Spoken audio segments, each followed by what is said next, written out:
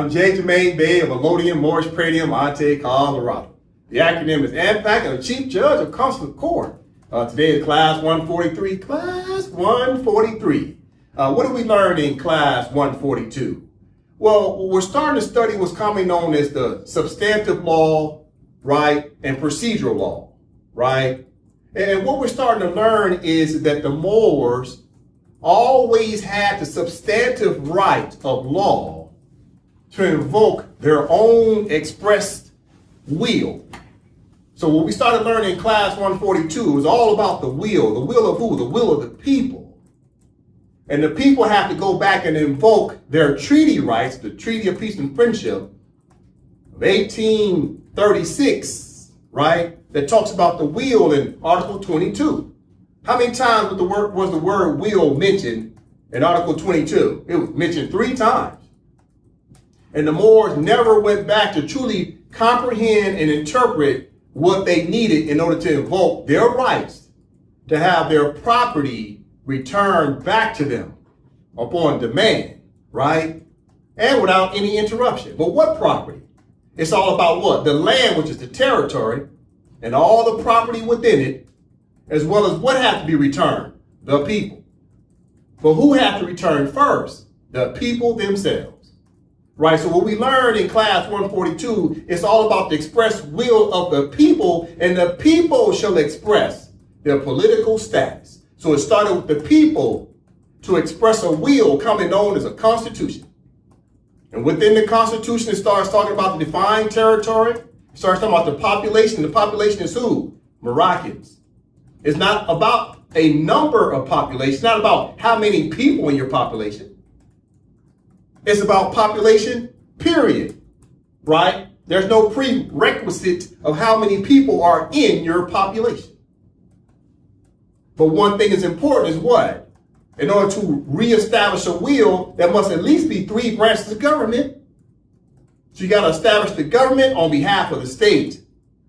And the will, which is Constitution, sets up the 3 branches of government. That way, next you can have what? A plebiscite, which is voting for your elected officials to sit in the seats of the government and then govern on behalf of we the people. So this is what we have to take away from Class 142. It's all about the will. And we started learning that international law, right, helps to do what? Confirm, right, to reaffirm, to come in and support the treaties. And the treaties, Treaty of Peace and Friendship, which is a bilateral treaty between the United States of America and the Empire of Morocco, already confirmed, right? And it's affirmed in Article 22, all about the will. And international law comes in and does what? It confirms, right? And it reaffirms the rights of treaties. And this is what international law does on behalf of treaties. We have to understand this from Class 142. So what do the Moors need to do? We need to first find out, okay, what gives us our delegation of authority in order to invoke our rights to do what? Decolonize. What is it all about? Well, it's all about restoring your rights to decolonize by utilizing what? The Charter of the United Nations of 1945, right? Articles 1, Section 2, Article 55, and Article 73. What is Article 1, Section 2 all about? It's about what? Human rights, self-determination. What is Article 55 of the Charter of the United Nations about? It's about what? Human rights, self-determination. What is Article 73 about? It's about what? Human rights and self-determination. But Article 73 starts to specifically talk about what? The state and the people's rights. You see, both the state and the people are one. But what the people needed after 1945 was contemporary international law. All people who are trying to decolonize, to express their will, must have a written constitution after 1945. So the United Nations Charter confirms and reaffirms the rights of treaties on behalf of we the people, which are Moroccans, and the state itself, which is the Empire of Morocco. But the Constitution established what? Really, it's all about the government, right? To protect the organized Jewish society of the state and the people collectively as one. So this is what we got to take away from class 142, right? So as we start to move forward with class 143, we must always remember it's all about the free express will of the people to now do what? Express their own political status. And this is what Barack H. Obama was trying to get the Moors to understand when he went to Cairo, Egypt in 2009 to do his speech. This is what Moors have to understand what Barack H. Obama tried to do in 2010 when he signed the rights of indigenous people, right? The Declaration on the Rights of Indigenous People of 2007, but he signed it in 2010. What was the Declaration on the Rights of Indigenous People all about? It's about the rights of indigenous people. What about indigenous people? What did Barack H. Obama want you to know? He said, the General Assembly of the United Nations told you to read the charter. And as soon as you open up the Declaration on the Rights of Indigenous People, the General Assembly goes right in and say they're deriving their authority from where? The Charter of the United Nations. As soon as you get to Article 1 on the Declaration on the Rights of Indigenous People, it talks about what? The Charter of the United Nations regarding what? Human rights. So Barack H. Obama signed the Declaration on the Rights of Indigenous People to try to drop breadcrumbs to get the Moors to go back and read what? The Charter of the United Nations. And then several years later, around the year, 2012, Rahm Emanuel, which is the mayor of Chicago, Illinois, turns around and writes a proclamation regarding who specifically? The indigenous Moabites, right? And what's the modern name for Moabites? Moroccans, i.e. Moors. And in his proclamation in 2012, what did he say? He said, you Moors' rights are guaranteed in the charter. So both Rahm Emanuel and Barack H. Obama is working side by side to try to get the Moors to go back and study what? International law. But at the same time, Barack H. Obama in 2009, in his speech, he starts talking about the treaties. So he wanted the Moors to go back and read their treaties, and he wanted the Moors to go back and read the charter, because he knew the combination of our Moorish treaties and the combination of the Charter of the United Nations, you put those two together, is very powerful. He knew that. But did the Moors do it? No. So today we'll continue to talk about where do we derive our delegation of authority orders, which is from the treaties and international law, the combination of the two, right? So let's continue with the class. All right, let's go ahead and get started. You know, I always open up the Constitution. Constitution is paramount. What does paramount mean? First. What did the people need first? A constitution.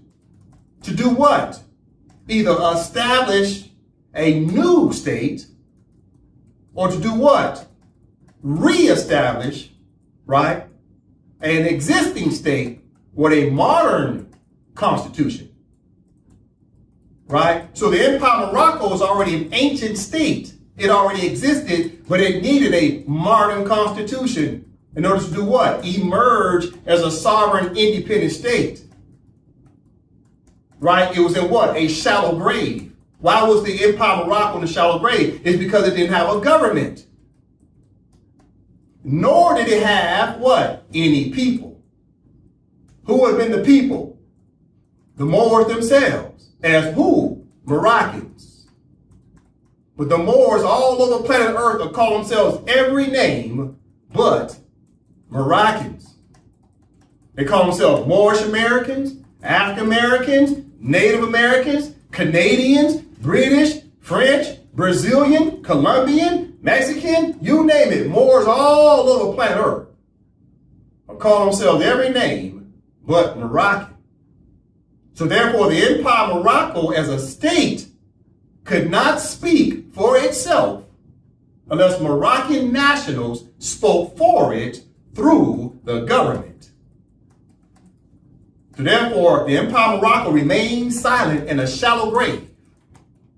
And this is why the United Nations established what? Resolution 1541 of the year 1961, Principle 6. And it gave the indigenous people that's been what? Colonized, that's the key word, colonized people, a right to check one of three boxes. So United Nations Resolution 1541 of 1961, Principle 6, had three options for the Moors to try to bring the Empire of Morocco back to life. What was the first option? Option A was what? Emergence of what? A sovereign, independent state. What was the second option the Moors had? To be what? Independent, right? Independent how? Free association. Free association with an independent state. What does that mean? What does free association mean? I mean, you can be an independent state. Let's say like Barbados. Barbados was an independent state, but they were also dependent to who? Great Britain. So therefore, Barbados was in a dependency status, i.e. they were an appendix to Great Britain. That's what free association means. It means a contract that still maintains a commonwealth, i.e. neo-colonialism. Eventually, Barbados, right, declared their true independence to emerge as a sovereign independent state. They told Great Britain, look, we're getting rid of the Commonwealth, right? Okay, under Principle 6, what was the third option the Moors had? We could be what? Integration with an independent state. What is integration like? That's like a Cherokee reservation or a Cherokee country or a Cherokee what? State. And when you're integrated, that means what? The parent state still has civil and criminal jurisdiction over you. They have what's called subject matter jurisdiction or original jurisdiction over that territory, no matter what. So all the Indian tribes, i.e. all the Indian states, still come under a protection status of the United States of America. The United States of America's government, i.e. the federal government, still has jurisdiction over all Indians and their tribes, i.e. their states. That's integration. You see? So the Moors had choices, but we didn't study international law, so we didn't know about these choices. But now we're starting to learn it, right? We're starting to do what? Step up what? Education, right? To start understanding what is our real problem. It's what? Colonization. Okay, if that's the problem, then what's the solution? Decolonization. Problem, solution. If you don't identify the problem, then there's no way you can come up with a solution. Okay, well, let's say we knew the solution was decolonization. What does international law say you have to do next? So you need what? A constitution. But in the constitution, you have to identify what? The name of the nationals. And there lies the problem. You can't establish a constitution unless you know the name of the nationals, because what? The nationals are named after the land, and the land is named after the nationals. And there lies the problem amongst our people. We suffer from identity crisis. We don't know if we're black.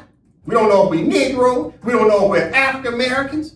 We don't know if we're what? Moorish Americans. We don't know if we're Hebrew Israelites. We don't know if we're Indians. We don't know what, we think even Baptist is a nationality, the way people talk. They think that's an identity. We suffer from cognitive dissonance.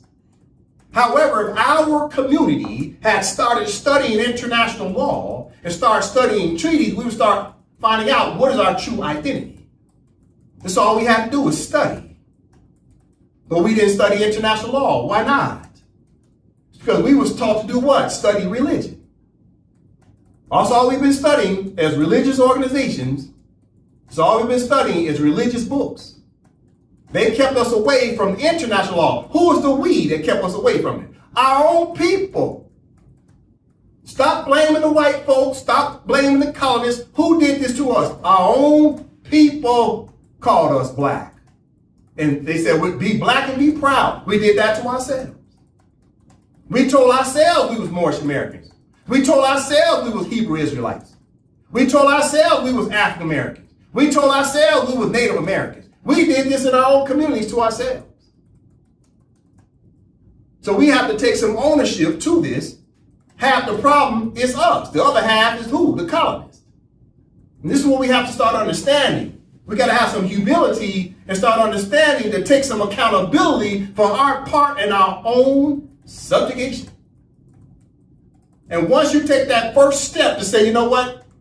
I'm at blame as well. I'm at fault as well. It's my bad.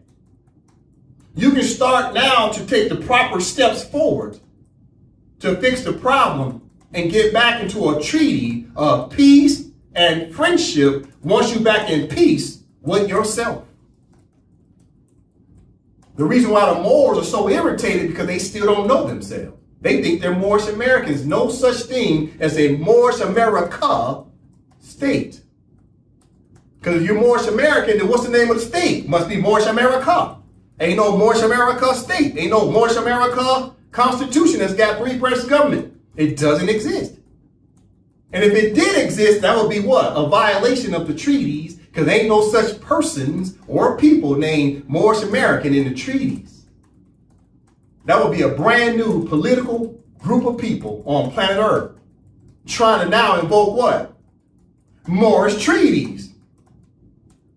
So Moorish Americans been trying to invoke treaties of peace and friendship, and the Treaty of Peace and Friendship only recognizes Moroccans and Americans. We turn around and created what? A hybrid, right? A compound adjective called what? Moorish America, and we put it together.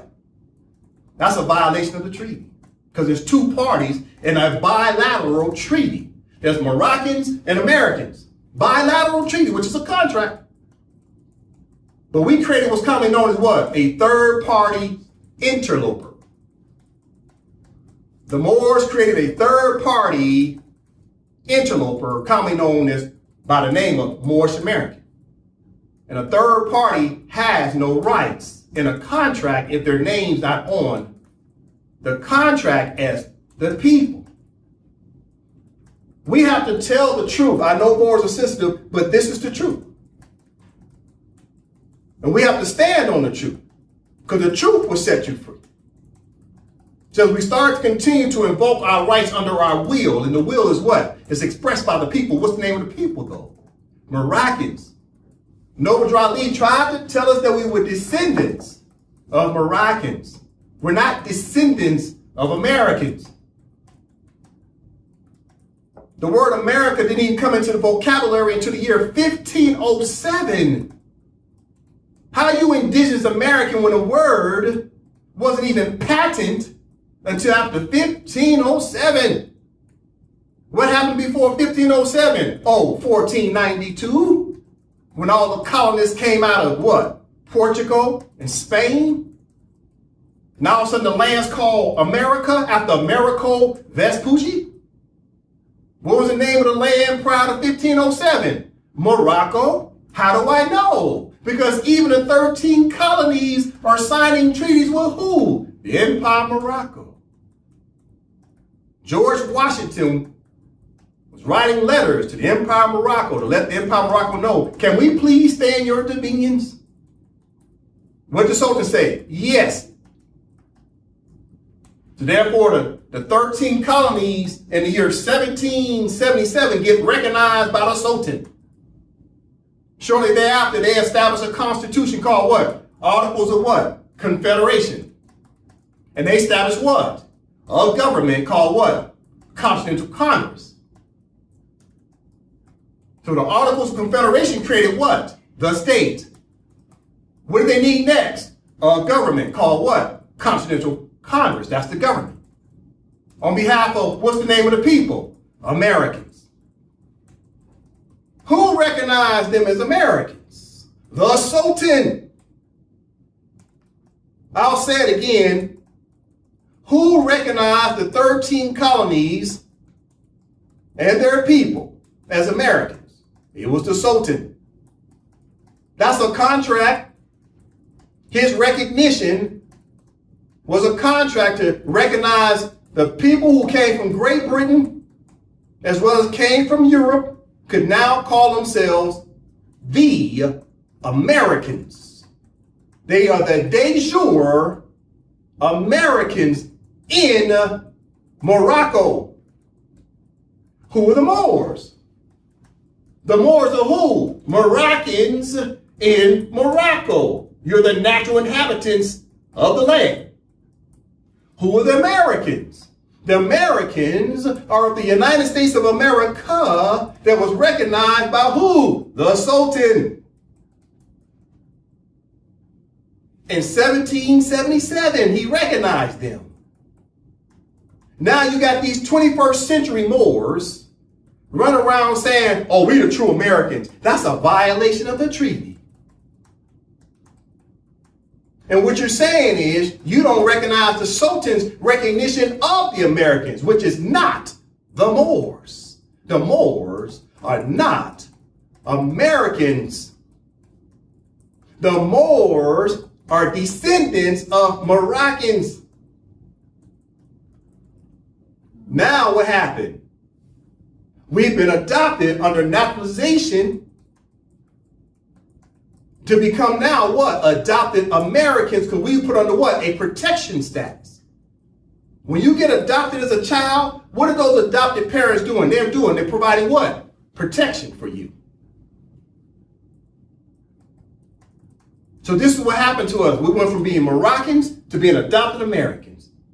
And now we become adopted Americans. What happened next? Now we want to run around and say, now we the true Americans. Can't do it. That's a violation of the treaty. So we'll talk about that some more today. Let's go ahead and jump on into the class. Now let's learn some more about the Constitution for the Empire of Morocco. That's what I have up here on the board. Right? This is what? The wheel. Right? This is about what? Substantive law. What's substantive law? What does substantive law mean? Standing in law. The Constitution can stand in law all by itself. The state can also stand in law all by itself. Then you need what? A government in order to work on behalf of the state to protect the rights of the people. So the Moors need a constitution for the Empire of Morocco. That's the wheel. This is what Treaty of Peace and Friendship of 1787 and 1836, Article 22 is talking about. It's a peremptory right, a just cogence right. It's a human right for the Moors, i.e. the Moroccans, to establish a will. In order for you to get what? Your property returned to you without any interruption. This is a treaty obligation that set forth what? Procedural law. What was the procedure we had to do? Go and do what? The due process of establishing a constitution. That is the procedure. Check the box. Right? So we talked about that in the last couple of classes about the Constitution for the Empire of Morocco. There's the flag for the Empire of Morocco, right? For the empire, not the kingdom. The empire, you must know the distinction between the two. This flag represents the Sultan and the Mountain of the Moorish government. And the Empire of Morocco, which is a state, that's the state on the contract. Is the Kingdom of Morocco name on the Treaty of 1787? No, not as a state. King Morocco is not the name on the Treaty of 1787. 1836, is Kingdom of Morocco the name on that contract of 1836, the Treaty of Peace and Friendship? No, it's the Empire of Morocco. In 1880, Madrid Convention as a treaty. Is the King Morocco the signatory power or the Empire of Morocco? It's the Empire of Morocco, not the Kingdom of Morocco.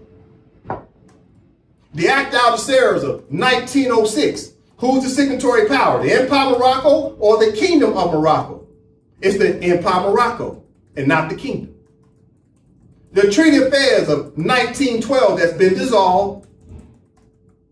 Who was the signatory powers? The Empire of Morocco and France. Was it the Kingdom of Morocco? No.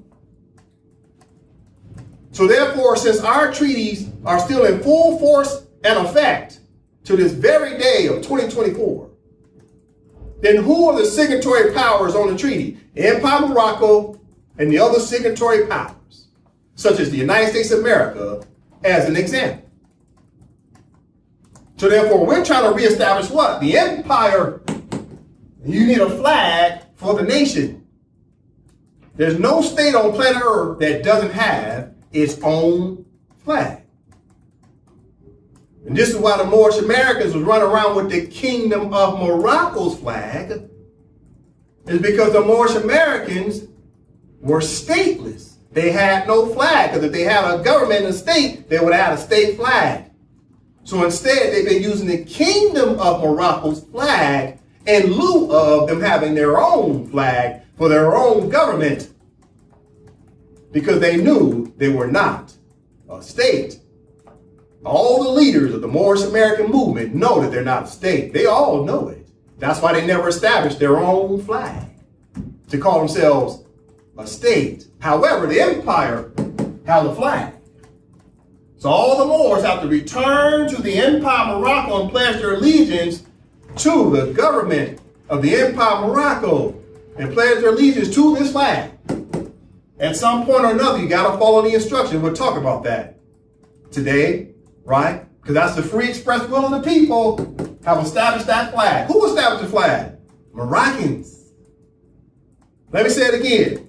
Who established this flag? Moroccan nationals of the Moroccan states.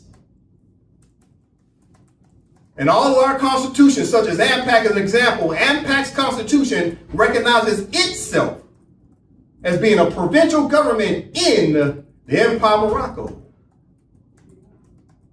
So therefore, what do we need for the Empire of Morocco? A flag. Did the Moorish Americans create that flag? No. Who established the flag? Moroccans, i.e. Moors. Moroccans established the flag.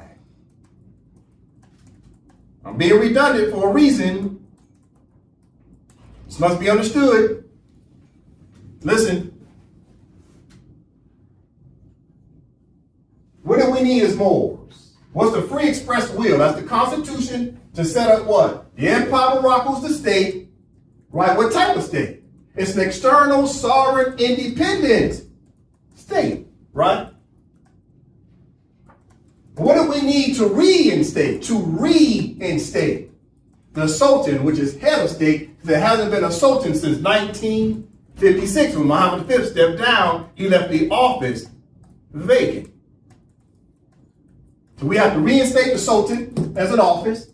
And then we have to do what? Restore the three branches of government, which is the executive branch, legislative branch, and judicial branch. This was the obligation of the Moors based upon the will. We needed a will. Within the Constitution, this sets up what? The three branches of government. Right? Okay, listen. Let's recap.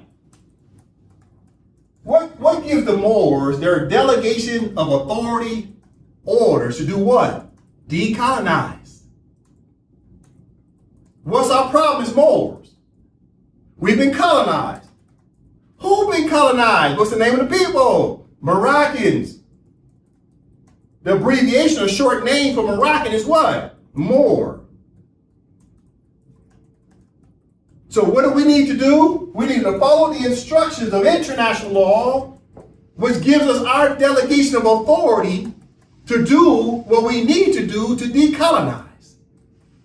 So Barack H. Obama wanted the Moors to go and read the Charter of the United Nations regarding Article 1, Section 2, Article 55, and Article 73.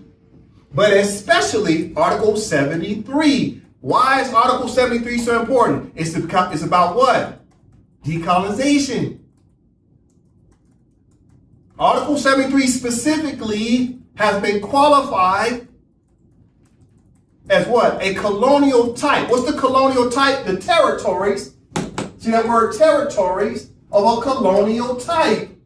Right? The territories have been colonized by who? And a colonial. United States of America, as an example, is the colonial administration. The United States of America, the state, along with its what? Intergovernmental organization called the federal government, right? Is overseeing what? Is overseeing what? The territories. The trust territories of non-self-governing territories of who? The Moors. But what's the name of the state? Empire of Morocco. So the United States of America's administrator is overseeing the Empire of Morocco as a territory until the Moors do what? Start to do what? Self-govern. But how do we self-govern? What's the first thing we got to do? We got to declare. We need a declaration of independence first. Then we needed what? An express will called what? A constitution. Okay, so now you go to Article 73, you go over to what? Section E. These are instructions. We're recapping, right? And Section E of Article 73 starts talking about what? A constitution. Starts talking about a constitution. Constitution considerations may require for who? Colonized people. Okay, specifically speaking, what's the particular people and territory we're talking about? Moroccans and Empire Morocco needed what? Constitution. Is what? Required. This is why Barack Obama wanted you to go read the charter. So that way you can enact a will called the Empire Morocco. Right? I'm taking my time here. I'm recapping. I'm taking my time. Because I know the Moors want to talk about taxes. But first we got to recap because we can't collect taxes until we do what? Restore the state. We already know by studying France versus United States of America of 1952, the case at the ICJ, we've already shown you the evidence, the ruling, the res judicata, that the United States of America is obligated to pay taxes to the Empire Morocco. We know this already. We read that in the summary of the judgment.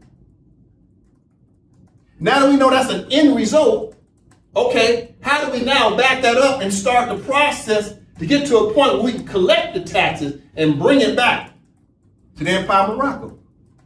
Well, first we have to understand what is our delegation of authority in order to do what? To emerge as a sovereign independent state again. So we got to go through this, right? So Barack Obama wants to go read the charter so that when we find out we need a constitution. Under Article 73, E, as an echo. Listen, I'm recapping. Listen. We also learned about Resolution 1514 of 1960. Also gave you what? A delegation of authority to do what? To express your free will, to create your own political status. Right? So what do we learn about this Resolution 1514? It's about what? It's about a declaration. So the Moors have to declare, right? So it's a declaration on the granting of independence to colonial countries and peoples. Let me ask a question. Who granted the Moors the right to decolonize? Listen, you see this word right here, granting? That's a powerful word. Who's the only person that can grant things? Only sovereigns, quote unquote. Only someone who's in charge can grant powers. Who can grant powers? A power of attorney. On behalf of what? The estate. On behalf of what? The will. So the power of attorney, i.e. the Charter of the United Nations and its member states, are acting like powers of attorney to grant powers. But who granted the charter members their powers? Oh, it was France. France had the pen, right? Because France was granted the power of the pen by the Sultan of Morocco. In the signing of the Treaty of Affairs of 1912, the Sultan gave the pen to France. And then France was able to establish the Covenant on the League of Nations in 1920 that got dissolved in 1946. France established it because they had the granting powers. They had treaty powers like they were the de facto Sultan. So France turns around and does what? Grants powers to the Charter of the United Nations in 1945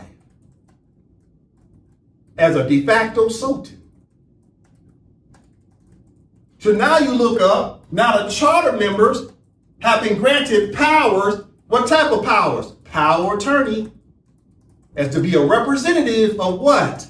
All treaties. Therefore, when they wrote this Resolution 1514, It was a declaration on the granting of independence. How could they grant independence to Moors? It's because the charter member was granted the pen from France. And France was still one of the signatory powers on all the treaties on behalf of the Sultan. So when they established this declaration, right, this resolution 1514, a declaration on the granting of independence, how could the charter members grant independence? What gave them the right to let the Moors declare their independence? It's because France was responsible for waking up the Moors. Because France was supposed to establish a new regime, i.e. a new modern for the Moorish government to rise up and be the supervisors, the bureaucrats, the bureaucracy over the empire of Morocco, the great enterprise. So when France turned around and granted powers to the charter, for it to have granting powers itself, what happened? The charter members, who now are sharing powers as a power of attorney, turned around and they had granting powers now. Because France gave the charter powers, and now the charter had powers of a pen to grant what? Independence. To colonize territories, i.e. colonized states, and colonized peoples. This word grant is a very powerful word.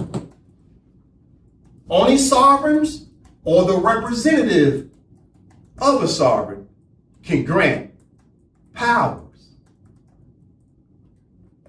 So the charter members, this is what Barack H. Obama knew. He knew that the charter members had already granted power for the Moors to emerge as a sovereign independent state, right, which is the colonial country that's been colonized. And Barack H. Obama knew the people were Moroccans, so both the state and the people have to do what? Express a will. Under Article 73E of the Charter of the United Nations, in order to emerge as a sovereign independent state. Therefore, in the Resolution 1514 of 1960, you come down to Article 5. Article 5 talks about what? Let's read it again for the record. We're recapping, because I know the Moors want to talk about taxes, but first we got to set up the structure. Okay? Noah, Article 5. Article 5. Immediate steps shall be taken in trust and non-self-governing territories or all other territories which have not yet attained independence to transfer all powers to the people of those territories without any conditions or reservations, in accordance with their freely expressed will and desire, without any distinction as to race, creed, or color, in order to enable them to enjoy complete independence and freedom. All right, so Article 5 of Resolution 1514 of 1960 said the people have to express their free expressed will. That's the Constitution, right? But you say, well, how do you know that's what the will means, Constitution? Okay, the next following year in 1961, what came out? Okay, from the top, Nova. United Nations General Assembly Resolution 1541. Which is about what? Article 73E of the Charter. Okay, now we're going to go down. Okay, what is this about? Okay, all right. What's the title? Article 73E of the Charter of the United Nations. So they're expressly qualifying that this resolution is about what? Article 73, which is Chapter 11. This is what Barack H. Obama wanted you to know. Listen, what is it talking about? What is it talking about? Okay, just a moment. What is Principle 1 about? Let's read it. Let's qualify what Article 73 of the Charter is all about. Okay, I'm listening from the top. Principle 1. Principle 1. The authors of the Charter of the United Nations had in mind that Chapter 11 should be applicable to territories which were then known to be of the colonial type. An obligation exists to transmit information under Article 73E of the Charter in respect of such territory whose peoples have not yet attained a full measure of self-government. Okay, so Barack H. Obama knew that the Charter of the United Nations, this is what he wanted the Moors to go read. Rahm Emanuel, mayor of the city of Chicago, Illinois, told the Moors, your rights are guaranteed in the Charter. He wrote that in 2012.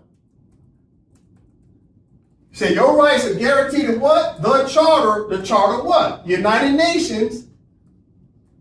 And then he said what? This is what he wanted the Moors to find out about what? About what? Article 73, right? E of the Charter is about what? What is it about? What is Article 73E about? A colonial type. What's the colonial type? The territory. The territory has been what? Colonized. So the territory has been colonized, and who else been colonized? Huh? The what? The people. You see that? This is what Barack H. Obama wanted the Moors to find out. This is what Rahm Emanuel wanted the Moors to go read. This is why he's writing the proclamations. Guess who else was writing the same proclamations? Other city councilmen of other territories. All of them was writing similar proclamations. South Carolina, Georgia, etc. They were all writing copy-paste proclamations. Saying the same thing. Your rights are guaranteed in the Charter. What rights are guaranteed in the Charter? To find out that you have been colonized. What's been colonized? Your territory as well as the people. So therefore, Resolution 1541 of 1961 confirmed Resolution 1514 of 1960, which is about what? The granting of independence to who? Colonial countries and peoples. And it was all tying back to the Charter of the United Nations of 1945, right? The Charter of the United Nations of 1945, Chapter 11, this is what Barack H. Obama wanted you to know, is about what? A declaration regarding non-self-governing territories. It was all about who? The colonizers. A colonial type. What's the colonial type? The territory, right? Resolution 1541 of 1961 was about Article 73, Section E. It's about a colonial type what? Territory that has something to do with all the inhabitants, which were the peoples. And the peoples had the right to do what? Self-govern. Because right now, the colonial state, which is the United States of America, and its power of attorney, commonly known as the United States Federal Corporation, has all the Moors' land under what? Under what? Trust. See that? Sacred trust.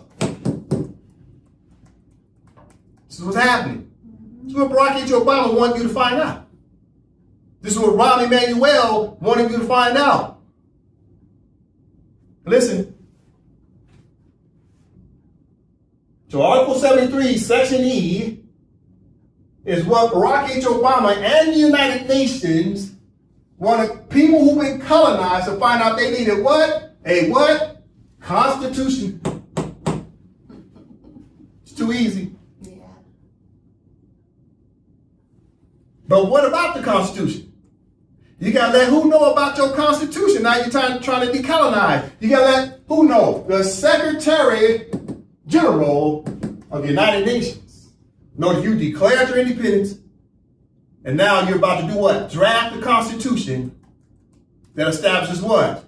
The government to protect who? The people. That way the colonists have to remove what? Their protection. See, what does colonialism mean? It means the colonists have come in with what? Their laws and their courts. So when you're trying to decolonize, what does that mean? You're getting rid of what? You colonists' laws and their courts. That's what decolonization is. Then you have to replace it with what? Your laws and your courts. Or you're going to have what? Anarchy. And this is why we have to establish what? An organized jural society of what? A constitution that sets up the principles of the laws of the Constitution, the three branches of government, and starts to govern over the affairs of the people to keep the people organized. It must be an organized jural society. And this is what Barack H. Obama and Rahm Emanuel was trying to get your attention to do. Listen, this is Barack H. Obama. I'm using this as a teaching moment to the Moors. Because I need all this, listen to me. I need all the Moorish American students to know what Barack H. Obama tried to do for you. But Barack H. Obama knew that you had sellouts amongst you. He knows that the Grand Sheiks have sold out the Moors. Whether they temple Moors or civic Moors, Barack H. Obama knows you've been sold out. So he tried to go to Cairo, Egypt, to tell you the truth about who? The Moors who've been colonized. In the first 2 or 3 minutes, when we open up, he's going to say, the colonized Muslims. So what do you think is on his mind since he's opened up in the first 2 minutes? He's thinking about the colonized who? Moors. Seeing that he used to be the senator of Illinois. He knows all about the Moorish Science Temple. He knew all about Noble Drew Ali. He knows all about the treaties. He knows all about international law. He was the president of the United States, for God's sake. You think he wasn't privy to all the treaties, all the international laws that the United States is bound to regarding their legislation? You think he don't know that the treaties are the supreme law of the land? You think Barack H. Obama didn't know the Moors were naturalized, i.e. adopted to become Americans because of the treaties and because of the United States amendments to their Constitution and their legislative acts of naturalization? He knew all of the above. All he wanted to do was help. So in 2009, he goes to Cairo, Egypt. Keeping in mind, he used to be senator in Illinois. They call Illinois what? Little Cairo. They call it Little Egypt. And he does a speech that talk about who? Colonized Moors. But he talks in code. But at the same time, he talks out loud as well. So we're going to go through this because this is an educational moment for the Moorish American students. This is what your teachers are not going to teach you. I'm talking to the Moorish American students, and I'm talking to all the black people. If you think you black, listen to what Barack H. Obama tried to school you and tell you that you ain't Indians and you ain't black, that you're actually Moors. Now keep in mind, Black America, Barack H. Obama can keep using the word Muslim, but he had to use it as code. He couldn't say Moor or Moorish. He's using the code word Muslim, but don't get caught up in that because you think your religion ain't got nothing to do with religion. He's talking national standing of a state, which is the Empire of Morocco and the Moors. But he knows the FBI is watching him. He knows the CIA is watching him. So he has to be careful. At the same time, he's being bold and saying what he got to say. And you're going to hear him say, I'm going to try to tell the truth. Listen to when he says it. Catch it when he says, I came to tell you the truth. I'm going to try. Listen to the word he's going to say. I'm going to try to tell the truth. What does try mean? He just can't come out and say more. He got to keep saying Muslim. You got to catch what he's saying. So we're going to listen to this. It's about 9 minutes. We're going to listen to it straight through.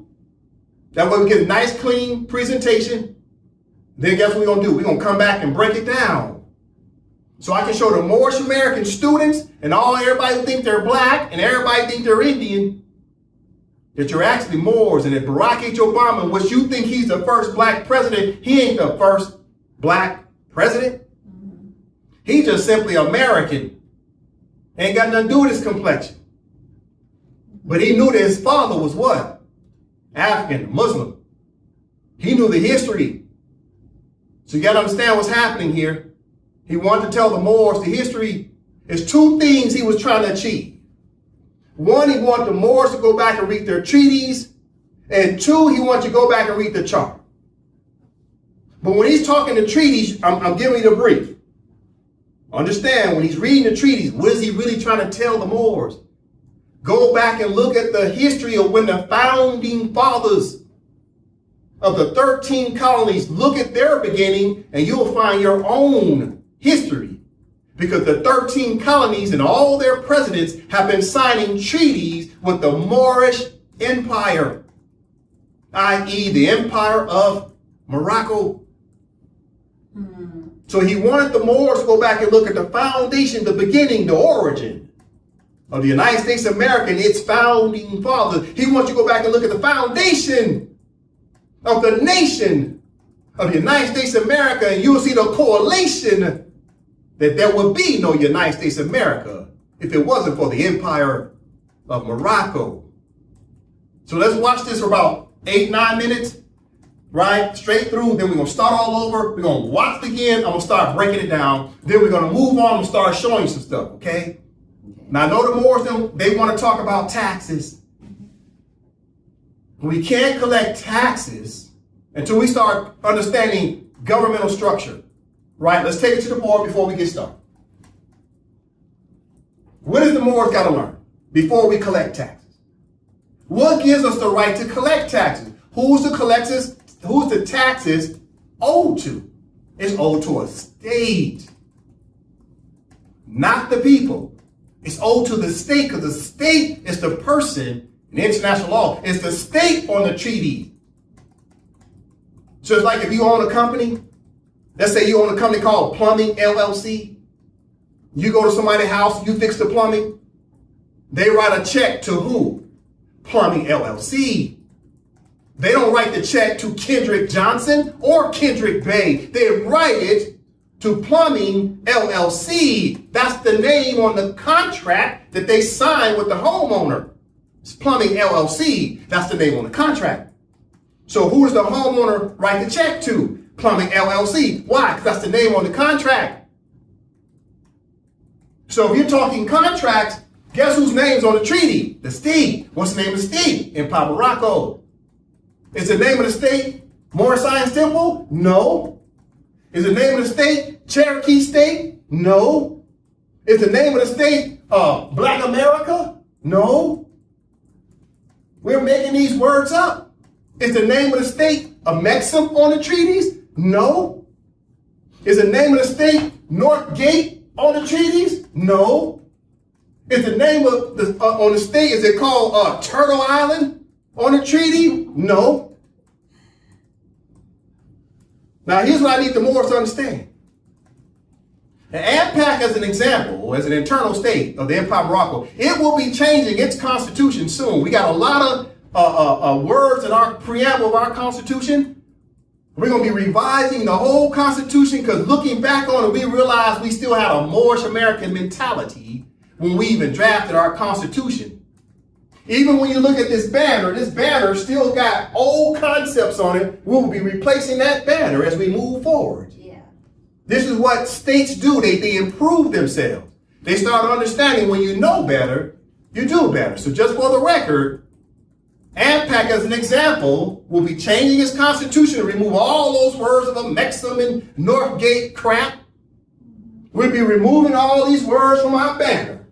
Now that we know better, we'll do better, right? We're just taking our time. We'll get there. So for full disclosure, let's start here, then we're going to get to Barack H. Obama, because I got to school the Moors. The Moors have never known this information, so I got to break it down. This is AMPAC study session, an educational platform. Let's study. All right. What I got up here? Okay, this is about what? 4 legal personalities in law, right?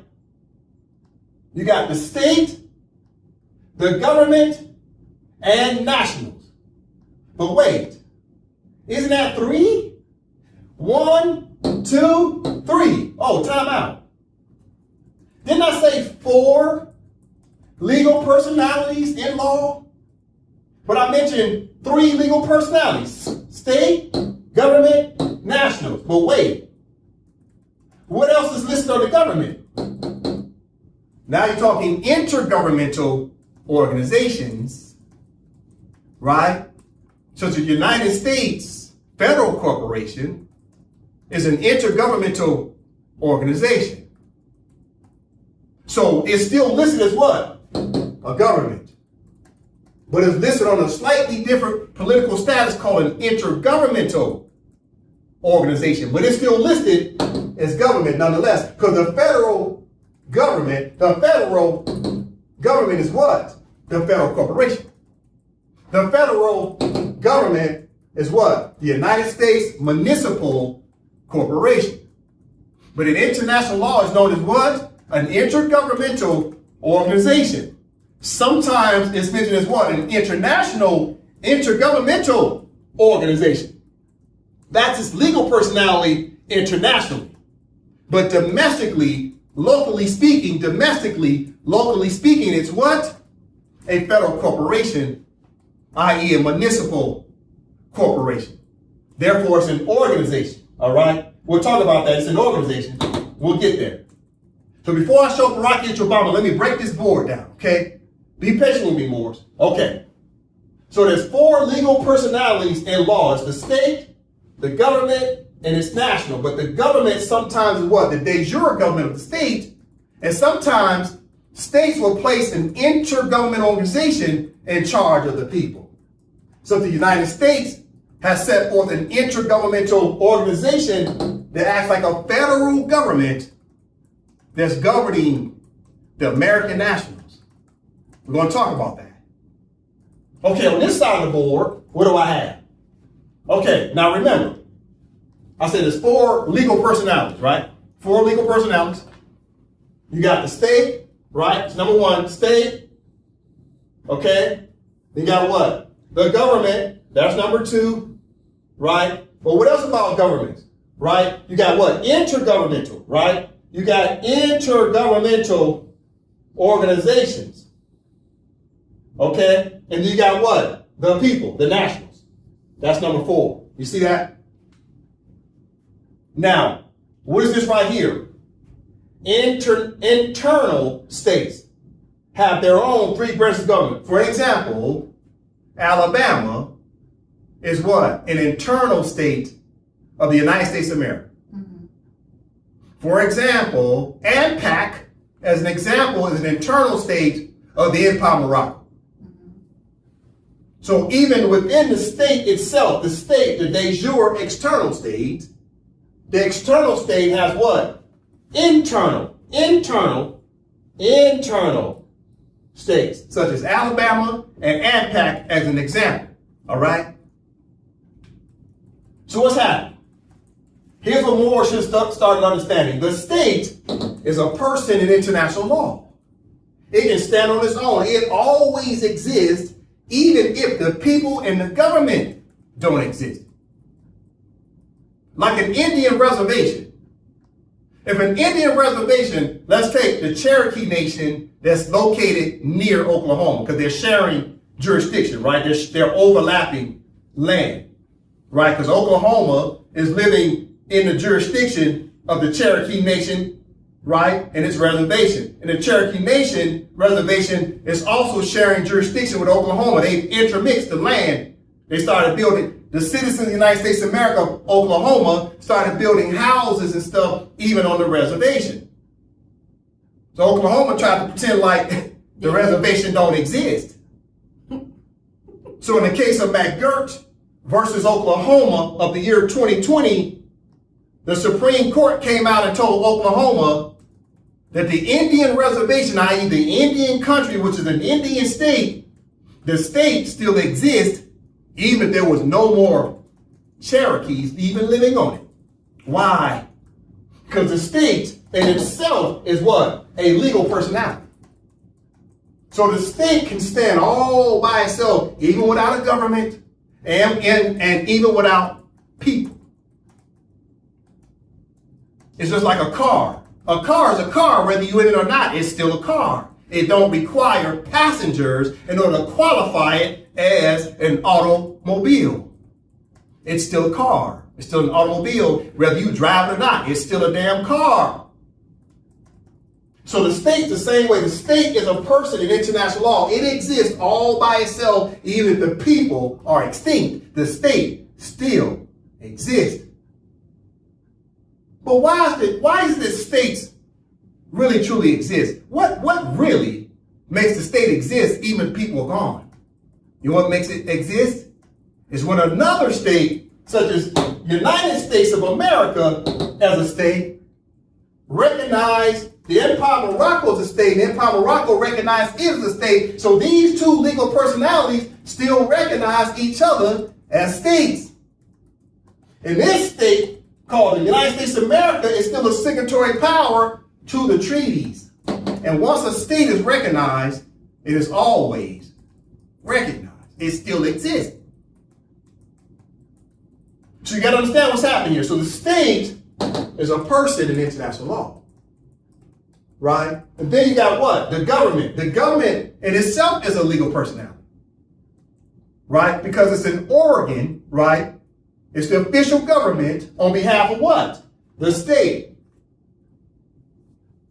So the government is a legal personality. But sometimes governments set up what?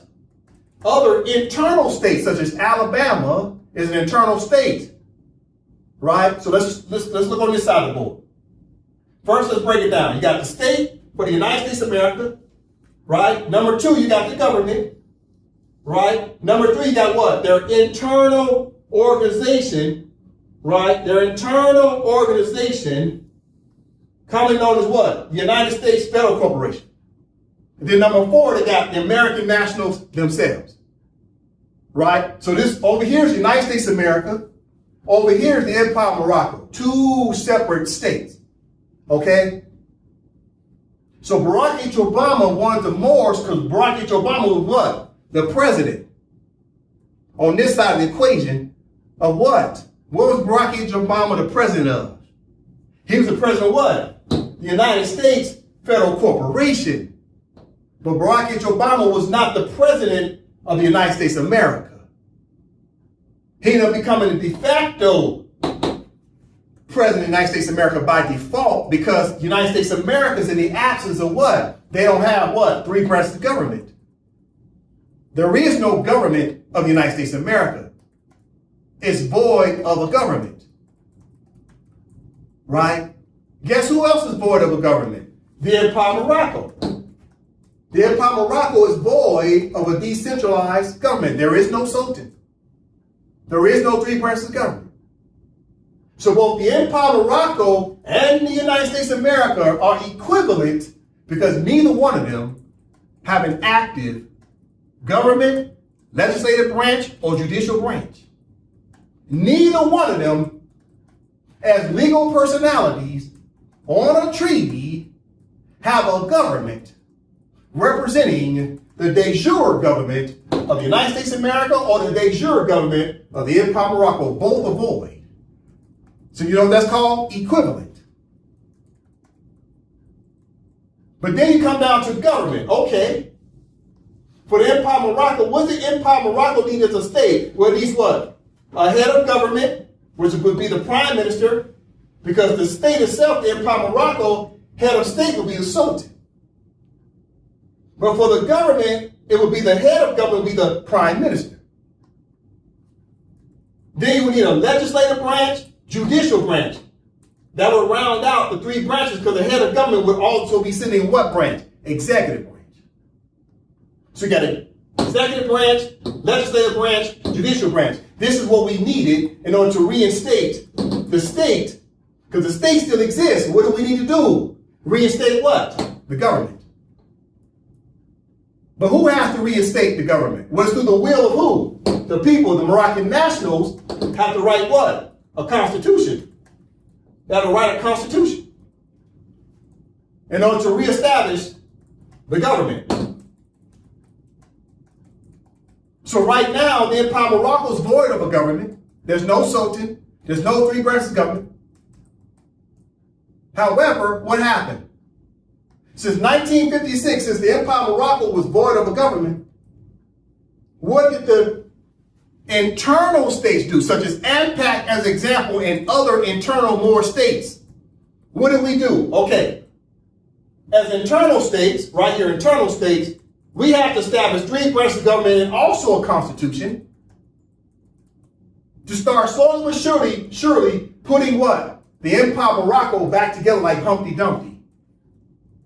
All the internal Moor states, such as AMPAC as an example, is what you call what? Part and parcel to the Empire of Morocco.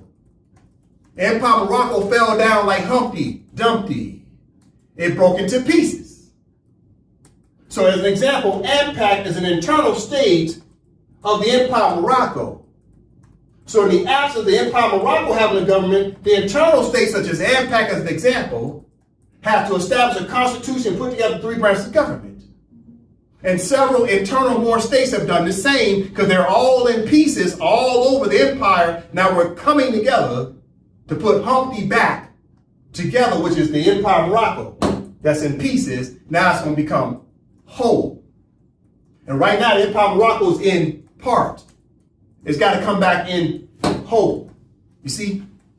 But in the interim, in the absence of a de jure government for the Empire of Morocco, what did the internal Moor states have to do? We established what? An intergovernmental organization coming on to WRC organization that acted as what? Almost like a power of attorney on behalf of what?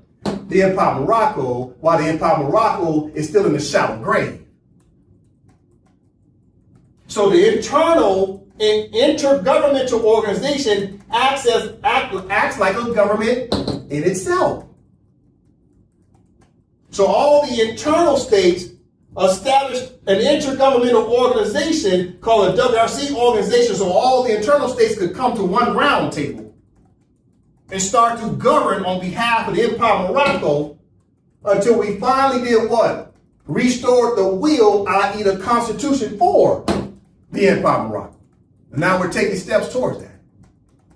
But in the interim, the intergovernmental organization, WRC organization, is acting in the place of, it's a representative of the Empire of Morocco. So it would be the WRC organization on behalf of the Empire of Morocco with a signatory power on behalf of it.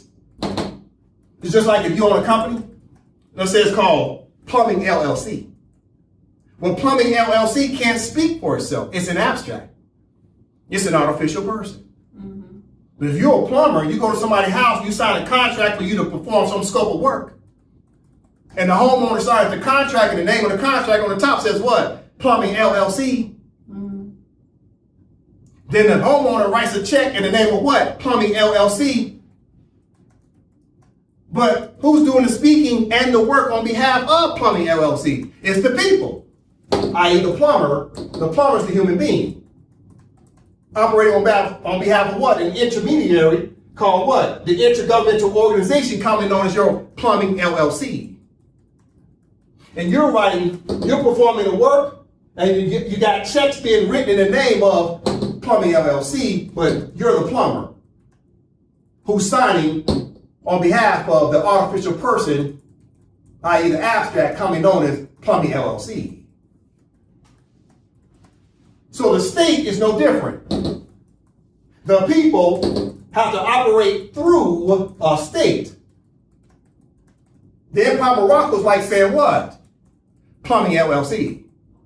Mm-hmm. It is the abstract, it's the artificial person, but in international law, it is a person. All LLCs, all corporations are persons in international law. States are persons in international law.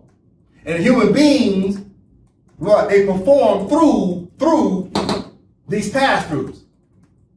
Human beings, Moroccan nationals, perform what? Commercial enterprise, etc., through these pass-throughs called states. But the state can't speak for itself. It needed who? The human being to speak for the state. But since we don't have an Empire of Morocco Sultan or government, Instead, we establish what? A power of attorney, commonly known as what? An intergovernmental organization, commonly known as the WRC organization. So now the Moroccan nationals of what? The internal states establish an intergovernmental organization known as the WRC.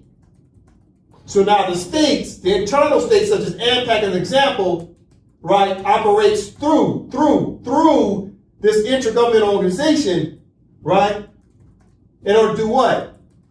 Become a power of attorney on behalf of what? The Empire of Morocco. So the internal states operate through the intergovernmental organization on behalf of the Empire of Morocco.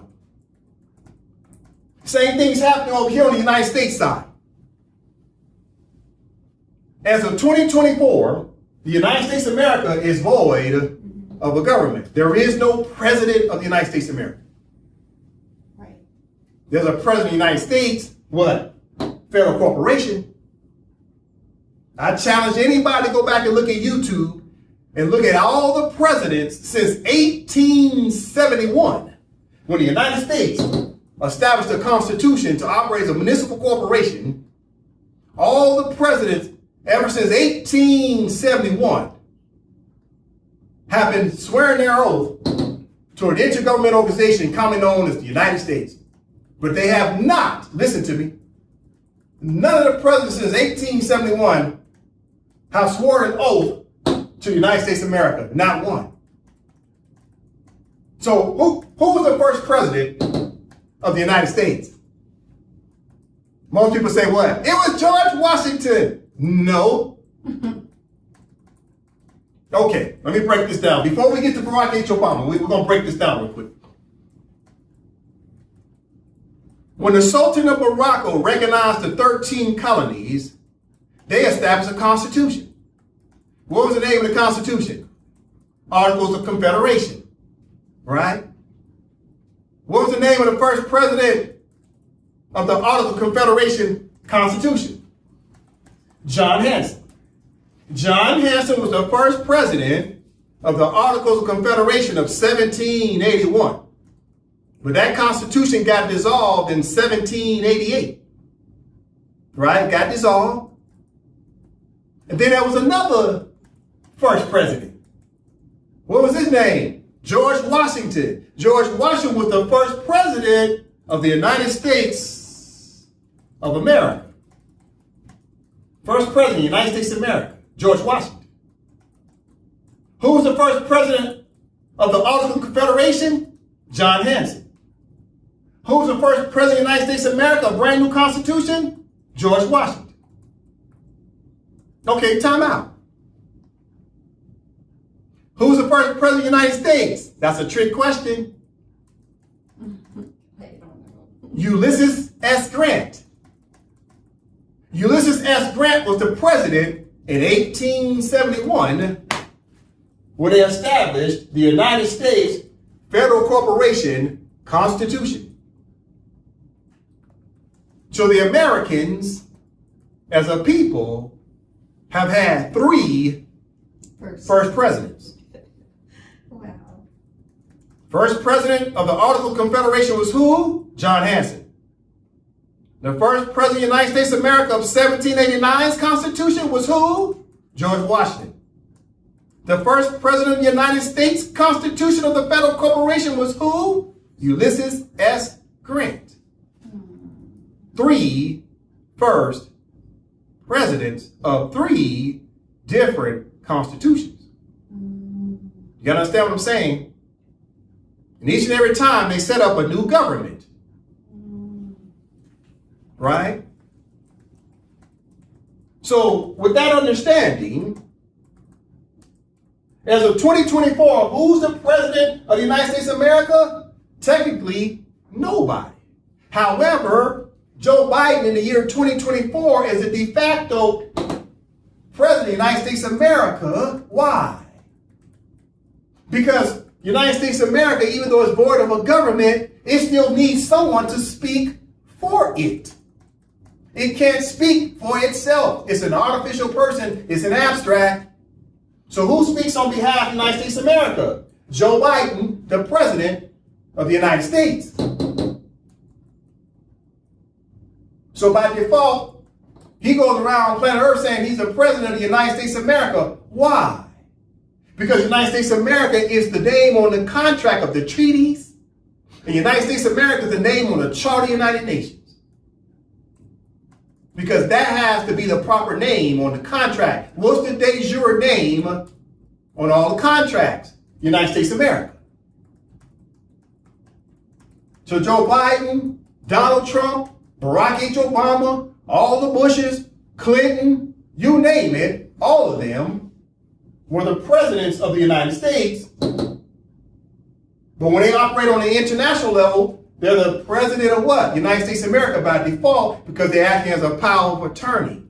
Yeah. They have what's called implied powers, right? Resulting powers or inherent powers, because Joe Biden as the year 2024 ended up with what? Implied powers, because it's implied that he's the president of the United States of America.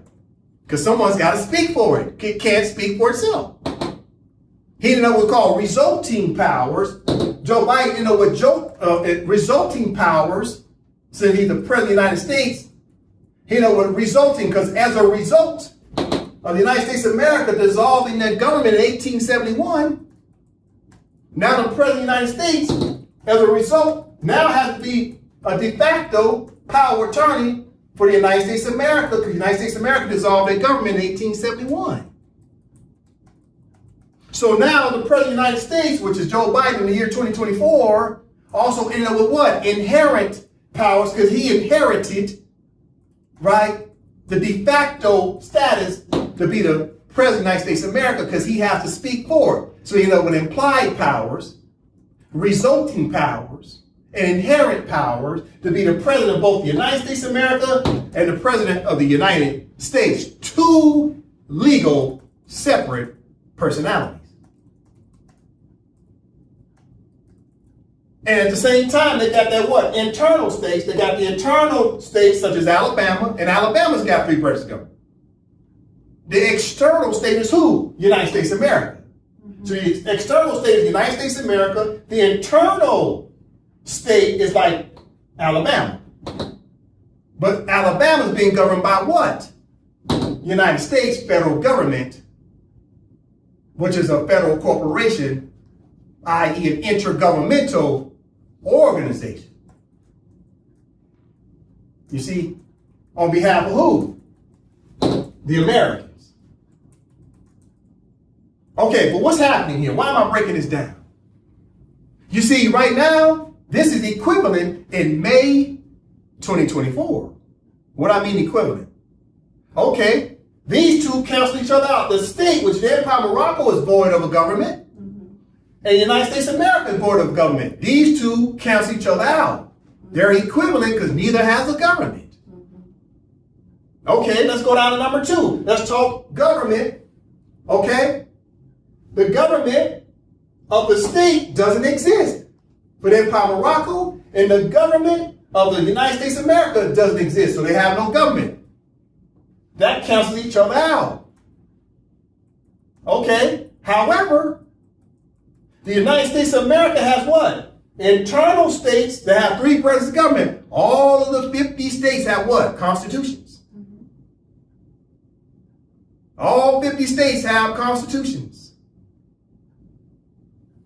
Right? Okay, what's the equivalent?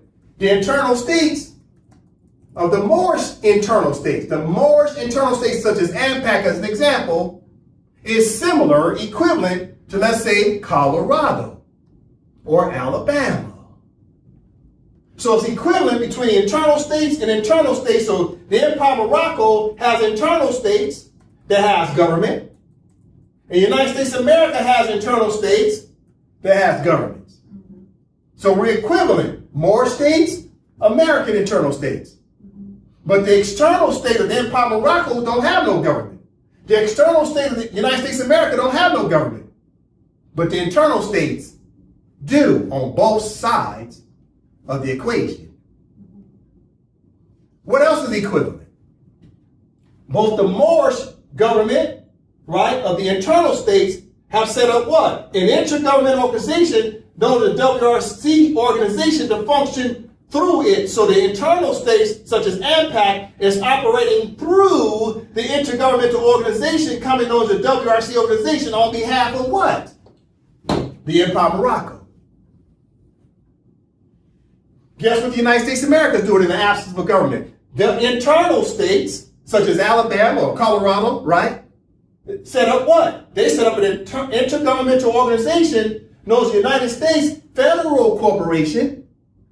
So now all the several union states, all the chartered states, the 50 states, are operating through the intergovernmental organization known as the United States Federal Corporation. On behalf of what? The United States of America. So the Moors on this side, through their internal states, are operating through an organization on behalf of the Empire of Morocco, and over here on the American side, the internal states are operating through the United States Federal Corporation on behalf of the United States of America. It's all equivalent as of May 2024.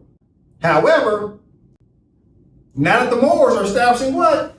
Listen, we'll come back to Barack Obama. The Moors now, what type of Moors? Moroccans, not Moorish Americans. Moroccan nationals are now establishing a constitution for the Empire of Morocco. What Moroccan nationals? The Moroccan nationals who established what? Internal states. And then they established the WRC organization, now established a constitution for the Empire of Morocco. The Moroccans of the internal states are establishing a Moroccan constitution for the Empire of Morocco. Here it is. Right? And within the Constitution, we're setting up what? Let's go to the contents. Listen, what does the content say? We're setting up what? We're going to do what? Reinstate a what? A Sultan? Right? To oversee to be what? The head of state for the Empire of Morocco. So it's going to be a Sultan. Right? Sultan for the Empire of Morocco, head of state. Going to reinstate the Sultan.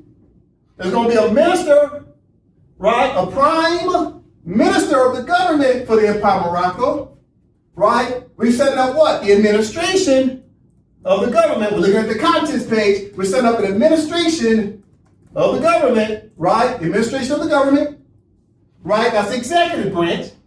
What else are we setting up? Okay. Now we're setting up what? The House. The House members of what? The legislative branch. You see that? What else we setting up? We setting up what? The judicial branch, right? Judicial authority, see that? Judicial authority. So we're setting up the Sultan, the executive branch, the legislative branch, and judicial branch through this constitution, i.e. the will of the people. And once we restore the Empire of Morocco's de jure decentralized government, now we'll have a government for the Empire of Morocco, de jure government, because the Sultan will be back. We'll have three branches of government, of the Prime Minister, the legislative branch with the Speaker, and judicial branch with its chief judges. In addition to that, what else will we have? We'll have all our what? Internal states, right? Such as AMPAC as an example, as well as we'll still have an intergovernmental organization of WRC on behalf of who? Moroccan nationals.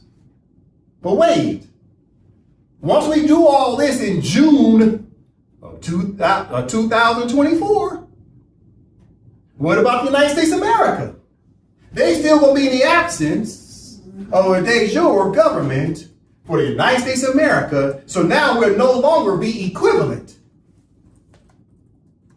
We'll no longer be equivalent because now they're in the absence of a de jure government for the United States of America. But we'll be in a status, political status, where we have what? Original jurisdiction, subject matter jurisdiction, territorial jurisdiction, personal jurisdiction, legislative jurisdiction, adjudicative jurisdiction.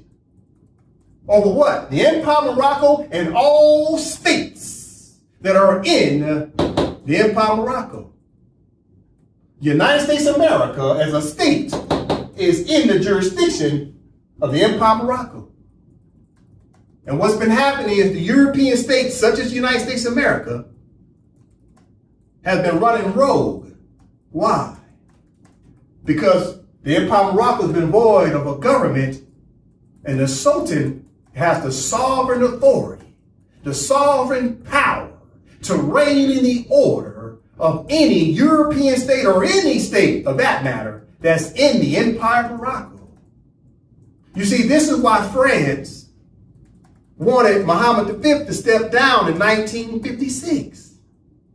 France didn't want to give Muhammad V the pen back of being Sultan because Muhammad V would have automatically had jurisdiction over France as what? Sultan. So you got to understand what I'm saying. France wanted Muhammad V to step down. That way Muhammad V can have the power of what? Sultan. Sultan is the sovereign authority as head of state over the Empire of Morocco. If there's no Sultan, that means there's no government because there's no head of state. Therefore, the Empire of Morocco went into a shallow grave. And now it's got to emerge as a sovereign independent state. And the European powers, such as the United States of America, France, Great Britain, etc., knew if there was no Sultan, that means there's no government. If there's no Sultan and no government, that means there's no one governing the belligerence of the European states. And now that the Sultan's coming back to what? Office, because the Sultan is technically not a person, it's an office. Sultan is an office that has a human being that sits in the seat to operate the affairs on behalf of the office of Sultan. We were in the absence of a Sultan, i.e. the ruler, i.e. the head of state for the Empire of Morocco. But after June 8th of 2024, the Sultan will be reinstated. The government will be reinstated. And the Moorish internal states are already operating already. As of May 2024, we already got internal states. So the internal states will come under the umbrella and protections of both the Sultan and the government of the Empire of Morocco. All the internal states, such as AMPAC, will come under umbrella protections of the Empire of Morocco state, the head of state, the Sultan, and the three branches of government. We'll all act as what? One state. So all the internal states, the Moorish states, will act under one state called the Empire of Morocco. So you got to understand what's happening here. Why did I go through that exercise? Because Barack Obama knew all of this. He knew what the Moors needed to do to get back into sovereign authority, to have sovereign power. This is what he knew. Okay, let's listen to the video. Right? Keep in mind, he wanted the Moors to ultimately end up with what? What was his video? Why did he go to Cairo, Egypt? For this. This was the means to an end. This is what he was trying to achieve. Mm-hmm. But he couldn't do it. Why? Because he's American. He wanted the Moors to do it. And the Moors had an obligation to do it. He was trying to put you back on the yellow brick road. Listen. All right, here we go. Keep in mind, he's talking about Moors. He's not talking about Arabs. You're going to hear a point in the video, he's going to start talking about all the Moors, the Muslims, excelled in sports. He's going to talk about how the Muslims excelled in sports. Now, let me ask you a question. Do the Arabs excel in sports? No, don't be sensitive on me. I'm not talking about Arabs. I'm talking in general. When you hear Barack Obama talk about who excelling at sports, he ain't talking about Arabs. Arabs don't control sports. They're not winning the gold medals at the Olympics. They don't win in track and field. So you got to understand Who was Barack Obama talking about when he started talking about these Muslims who have done what? Excelled at sports. He's talking about colonized Moors, i.e. these people call themselves what? Negro, black, colored, Moorish American, African American, and Indian. He's talking about you. Listen, about 8-9 minutes. Remember now, we're going to listen to it, then we'll come back and break it down. But in the first minute, he's going to say, colonized Muslims. You got to catch that. It's going to be quick. He's going to tell you what's on his mind. Thank you very much. Thank you very much. Please. Thank you. Thank you. Thank you so much. Good afternoon. I am honored to be in the timeless city of Cairo and to be hosted by two remarkable institutions. For over 1,000 years, Sultan has stood as a beacon of Islamic learning. And for over a century, Cairo University has been a source of Egypt's advancement. Together, you represent the harmony between tradition and progress. I'm grateful for your hospitality and the hospitality of the people of Egypt. And I'm also proud to carry with me the goodwill of the American people and a greeting of peace from Muslim communities in my country. Assalamu alaikum.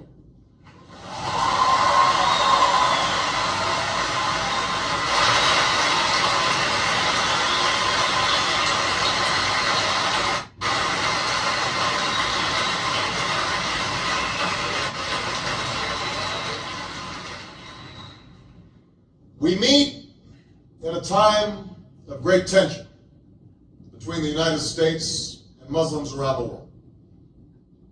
Tension rooted in historical forces that go beyond any current policy debate. The relationship between Islam and the West includes centuries of coexistence and cooperation, but also conflict and religious wars. More recently, tension has been fed by colonialism that denied rights and opportunities to many Muslims, and a Cold War in which Muslim majority countries were too often treated as proxies without regard to their own aspirations. Moreover, the sweeping change brought by modernity and globalization led many Muslims to view the West as hostile to the traditions of Islam. Violent extremists have exploited these tensions in a small but potent minority of Muslims. The attacks of September 11, 2001, and the continued efforts of these extremists to engage in violence against civilians has led some in my country to view Islam as inevitably hostile not only to America and Western countries, but also to human rights.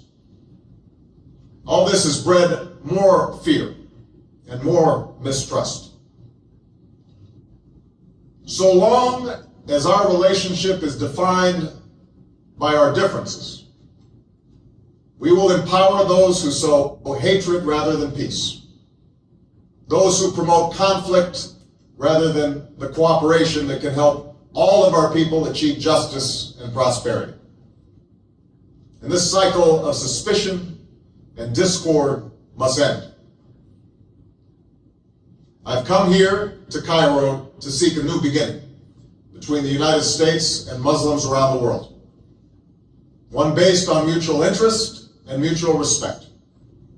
And one based upon the truth that America and Islam are not exclusive and need not be in competition. Instead, they overlap and share common principles. Principles of justice and progress, tolerance, and the dignity of all human beings. I do so recognizing that change cannot happen overnight. I know there's been a lot of publicity about this speech, but no single speech can eradicate years of mistrust. Nor can I answer in the time that I have this afternoon all the complex questions that brought us to this point. But I am convinced that in order to move forward, we must say openly to each other the things we hold in our hearts, and that too often are said only behind closed doors. There must be a sustained effort to listen to each other, to learn from each other, to respect one another, and to seek common ground. As the Holy Quran tells us, be conscious of God and speak always the truth.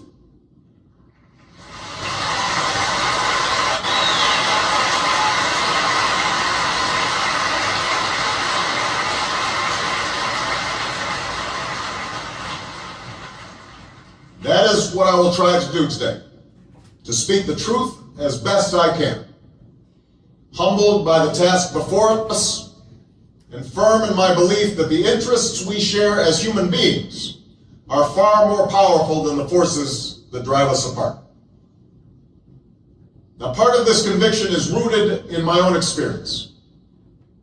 I'm a Christian, but my father came from a Kenyan family that includes generations of Muslims.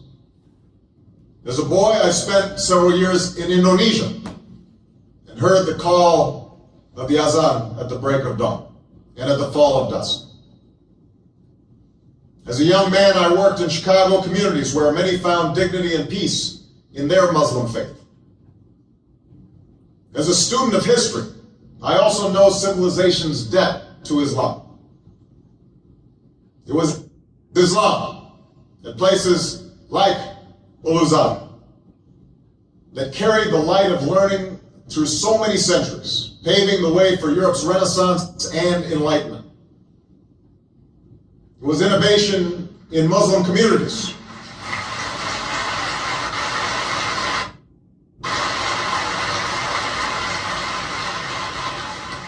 It was innovation in Muslim communities that developed the order of algebra, our magnetic compass and tools of navigation, our mastery of pens and printing, our understanding of how disease spreads and how it can be healed. Islamic culture has given us majestic arches and soaring spires, timeless poetry and cherished music, elegant calligraphy, and places of peaceful contemplation.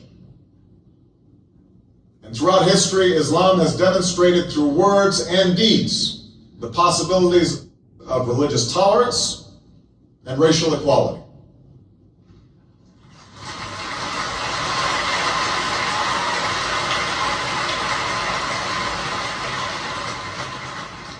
I also know that Islam has always been a part of America's story.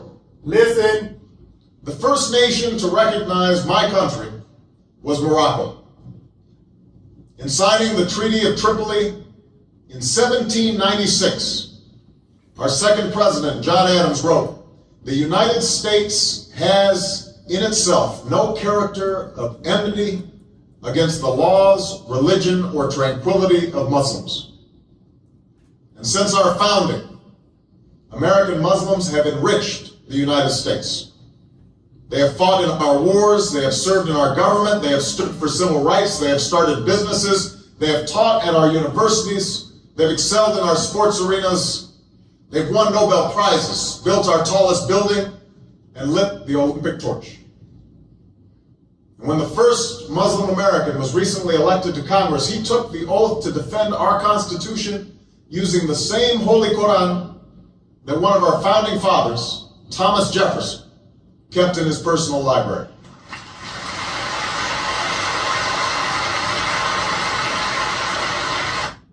I'm going to pause it right there. So you can see, as soon as Barack H. Obama opens up, he's talking about colonized Muslims. He wasn't talking about colonized Arabs. You must make the distinction quickly, because he was making a distinction quickly to let you know who is he talking about in his speech. Colonized Moors. Then he starts to qualify and says, these colonized Moors, what? They dealt with civil rights, They've advanced and excelled in sports. They lit the Olympic torch. Who lit the Olympic torch in 1996? Muhammad Ali. Muhammad Ali was listed as what? A Negro on the census. So all the Negroes, blacks, and coloreds are who? Colonized Moors. Then he starts talking about the treaties. Treaty of Tripoli. Before he started talking about the Treaty of Tripoli, he started talking about who? The founding fathers. So he's dropping breadcrumbs to the Moors. Moors, go back and look at the founding fathers. Regarding what? Your Moorish treaties. Why did he pick the Treaty of Tripoli of 1796? It's because it's about who? The Bey and the subjects. Literally, the 1796 treaty talks about Treaty of Tripoli is about who? The Bey and the subjects. That's the title. So then he starts talking about who? John Adams, right? And Thomas Jefferson. He said Thomas Jefferson had what? A Quran. And he starts talking about the Treaty of Tripoli of 1796, Article 11. They say that the founding fathers built their civilization in Morocco, and they were helped by the Moroccans to maintain their sovereignty as Americans. They were put under protectorate status. Who was put under protectorate status? Americans, the 13 colonies. By who? The Sultan of Morocco. Who protected the 13 colonies? It was who? The Moorish government. Because the Moors were going around doing what? They were acting like pirates, i.e. the Barbary pirates were the Moors. So the Sultan had to put a stop to it and say, look, you Moors, leave these Americans alone. They're under my protection now. Who came under His Majesty the Sultan's protection? 13 colonies and its nationals commonly known as the Americans. So he's starting to tell you, you Moors, go back and look at the treaties and go back and look at the foundation of the founding fathers so you can go back and see the treaties they signed with the Moorish Empire, the Sultan. And he starts dropping names. John Adams, right? Thomas Jefferson. Who are these people? They're the ones who wrote what? The Declaration of Independence. Thomas Jefferson, John Adams, Benjamin Franklin. Why was he mentioning these names? Okay, let's break it down. Let's break it down. Wow, you can go back and listen to the video. I won't play it again. Go back and listen to the video. Check it out. What is this? Mount Rushmore. Right? Mount Rushmore. Who are these presidents? First of all, they're all presidents. Who are they? You got George Washington, who's what? First president of what? United States of America. Of 1789. Right? So he was what? Part of what? The founding of what? United States of America's Constitution of 1789. But George Washington was not the founding father of the Declaration of Independence of 1776, and George Washington was not the first president of the Articles of Confederation, government of the Continental Congress. However, he was a founding father of what? George Washington was the founding father of what? United States of America's Constitution. And George Washington deposited that Constitution of the United States of America with who? The sovereign, commonly known as Sidi Muhammad, in December 1st, 1789. Why did he have to deposit this Constitution with the sovereign? It's because A, they had changed their government name from Articles of Confederation to a new Constitution and a new government called United States of America of 1789. And they dissolved the old Constitution in 1788 of the Articles of Confederation. So now George Washington, being the first president of the United States of America's Constitution in 1789, has to now let the Sultan know there's a new government and a new state name called United States of America. So now George Washington gets credit for being a founding father of what? A new government, a new state. And he was the first president. And he was writing letters to who? The Sultan. 1789, 1791, to name a few. Right? Okay, who else is up here? We're talking Barack H. Obama. Who is this? Thomas Jefferson. Right? He mentioned Thomas Jefferson's name. And John Adams. Right? So Thomas Jefferson was the third president. Who was the second president? John Adams. So you have George Washington, right? George Washington. John Adams was second, right? Thomas Jefferson was third. Well, who is this? Theodore Roosevelt. Well, why is he up there like he's a founding father? He wasn't president until the 1900s, the 19th century. Why is he up there? I'm going to tell you that in a minute. Then you got who? Another president, Lincoln, which is Obama's favorite president. So you got 4 presidents up there on Mount Rushmore. What do they have in common? Why are they on Mount Rushmore? Why is Obama talking about John Adams and Thomas Jefferson? And why is he talking about treaties? Okay. Listen. Who was Thomas Jefferson? Who's on Mount Rushmore? Nova? Thomas Jefferson is considered the primary author of the Declaration of Independence, although the document was drafted by a committee that included John Adams, Benjamin Franklin, Thomas Jefferson, Roger Sherman, and Robert Livingston. All right, so Thomas Jefferson was the primary author of the Declaration of Independence, along with who? Okay. John Adams, Benjamin Franklin, and Thomas Jefferson. And Obama mentioned whose name? John Adams and Thomas Jefferson. So John Adams was the second president of the United States of America, and Thomas Jefferson was the third president of the United States of America. However, John Adams, Benjamin Franklin, and Thomas Jefferson were there drafting the Declaration of Independence in 1776. Then they established the Constitution, the Articles of Confederation, 1781. So they are the original founders of the Declaration of Independence. And then Sidi Muhammad recognized the 13 colonies in 1777. So Obama's telling you, go back and look at the foundation, the beginning of how the United States of America began. It began with who? The recognition from the Sultan of Morocco.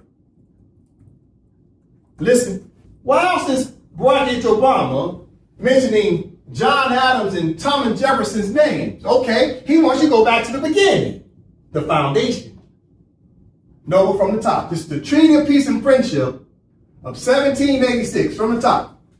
Treaty of Peace and Friendship with Morocco, signed and sealed by the Moroccan Sultan on October 2nd of 1786. Ratified, deposited, and promulgated by Americans on January 1st of 1787. To all persons to whom these presents shall come or be made known, whereas the United States of America in Congress assembled by their commission bearing date the 12th day of May 1784, thought proper to constitute John Adams, Benjamin Franklin, and Thomas Jefferson their ministers plenipotentiary, giving to them or a majority of them full powers to confer, treat, and negotiate with the ambassador, minister, or commissioner of His Majesty, the Emperor of Morocco, concerning a treaty of amity and commerce, to make and receive propositions for such treaty, and to conclude and sign the same, transmitting it to the United States in Congress assembled for their final ratification. Pause.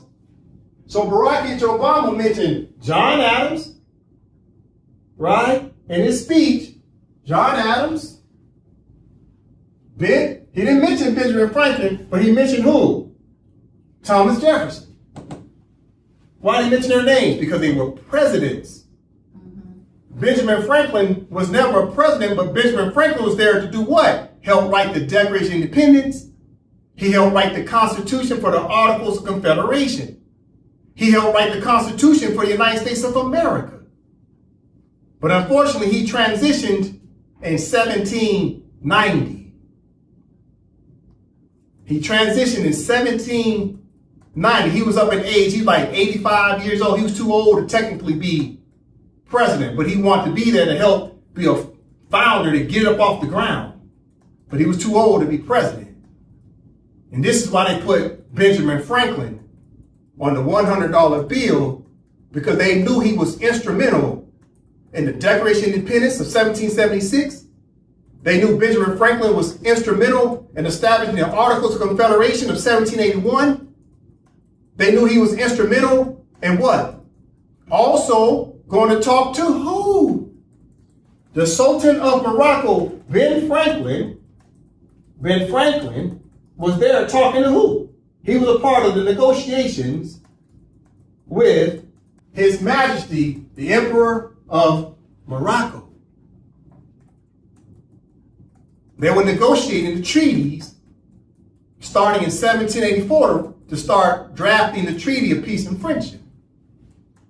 So Ben Franklin was there the whole time, but unfortunately he transitioned in 1790. He didn't get a chance to become president. He was just too old, and he was actually quite sickly, right? But he still made the journey in 1784. He got in that vessel and went over there as what? A minister, right? He went over there as who? So Ben Franklin, look, Ben Franklin, so John Adams, Ben Franklin, and Thomas Jefferson were who? They were the who? Ministers. You see that? Ministers, right? Ministers, plenipotentiary, meaning they were the representatives on behalf of the 13 colonies. Keep in mind, Barack H. Obama was talking about who? John Adams and Thomas Jefferson. Why he mentioned their names? Because they were presidents. What do presidents do? They ratify treaties. Even though Ben Franklin was there, he wasn't a president. He didn't get a chance to become president. Chances are Ben Franklin, if he was young enough, he'd have been the first president of the United States of America. Or at the very least, he'd have been the second president of the United States of America after George Washington. But so they put him on a $100 note to give him his credit for what he did as a founding father. But who's the founding father's real father? Okay. It's who? His Majesty, the Emperor of Morocco, is the real father of the founding fathers of the United States of America. Barack H. Obama wants you to go back and read the treaties to see this. There would be no United States of America without His Majesty, the Sultan of Morocco, who granted for the 13 colonies to stay in the dominions of the Empire of Morocco. And thus why Barack H. Obama started reading the Treaty of Tripoli of 1796 to say that the United States of America cannot undermine or interrupt the laws of the Empire of Morocco. Why? It's because the Sultan Empire of Morocco has the sovereign power, right, and the sovereign authority over the United States of America. Now listen, Barack H. Obama mentioned the Treaty of Tripoli of 1796. Who signed the Treaty of Tripoli of 1796? Okay, no. Treaty of Tripoli, it was ratified by the United States Senate unanimously without debate on June 7th of 1797, taking effect on June 10th of 1797, with the signature of President John Adams. Right, pause. So John Adams, which was the second president of the United States, signed the Treaty of Tripoli of 1796. It was fully ratified 1797. All right? Listen. So Barack H. Obama mentions Thomas Jefferson, right, and John Adams. So John Adams, why did he mention John Adams? Because John Adams signed the Treaty of Tripoli as a president. Right? But why is Thomas Jefferson up here on Mount Rushmore? Because Thomas Jefferson also was a president, and he was there during the signing of what? The Treaty of Peace and Friendship. You got to understand what Barack H. Obama was trying to do. Listen, Thomas Jefferson was there during the signing Treaty of Peace and Friendship. He's a founding father. Why? He was there drafting the Declaration of Independence. So they're giving him recognition of being part of the Declaration of Independence. He's a he's a de jure founding father of the first Independence Declaration and of the first Constitution. They already put Ben Franklin on a $100 note.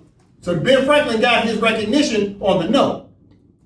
George Washington was a founder of what? United States of America, Constitution 1789, but he was not the original founding father of 1776. It was who? Thomas Jefferson. So Barack H. Obama is telling all the Moors, go back and study Thomas Jefferson to see that he was there during the Declaration of Independence, and that the Sidi Muhammad, the Sultan of Morocco, and who? Thomas Jefferson were part of that recognition. See how Barack H. Obama's tying Thomas Jefferson and Sidi Muhammad together through a treaty and the founding of the United States of America? He's trying to tell the Moors, go back and read your damn treaties. Listen. Who is this? Theodore Roosevelt. Why is he on the rock? Well, he wasn't president until the 1900s. He ain't a founding father. Why is Theodore Roosevelt on Mount Rushmore? Okay, listen. All right. Here's a treaty. Who signs treaties? Presidents. Here's a treaty of the Act of Algeciras of 1906, the International Conference at Algeciras. Right? Right? It was ratified by the President of the United States on December 14, 1906. Okay, listen. Who signed it? Theodore Roosevelt. See? Who signed it? Theodore Roosevelt. Listen. He signed it. Let's start from here. Brother Joseph, where it says, whereas the said General Act and additional protocol were duly ratified by the governments of the United States of America and of the other powers as foresaid, and by His Majesty the Sultan of Morocco, and whereas in pursuance of Article 121 of the said General Act, the ratification of the said General Act and additional protocol of all the signatory powers were deposited with the government of His Majesty the King of Spain on December 31st, 1906, thereby constituting a valid exchange of ratifications thereof. Now therefore be it known that I, Theodore Roosevelt, President of the United States of America, have caused the said General Act and additional protocol to be made public to the end that the same in every article and clause thereof may be observed and fulfilled with good faith by the United States and the citizens thereof, subject to the reservation made in the aforesaid declaration of the plenipotentiaries of the United States and to the resolution of the Senate. In witness whereof I have hereunto set my hand and caused the seal of the United States of America to be hereunto affixed. Done at the city of Washington this 22nd day of January in the year of our Lord 1907, and of the independence of the United States of America the 131st. Theodore Roosevelt. All right. So since Theodore Roosevelt signed a Moorish treaty, right? Because Theodore Roosevelt signed this treaty, and who did Theodore Roosevelt recognize as the sovereign? He recognized the Sultan of Morocco, right? We're going back to the top. He recognized who? He recognized the Sultan, his majesty the Sultan, as being the sovereign. And he also, Theodore Roosevelt, also recognized who? All the Moorish Mohammedans, the Moorish Muslim, which is the Moorish government, to have sovereignty over the Empire of Morocco again.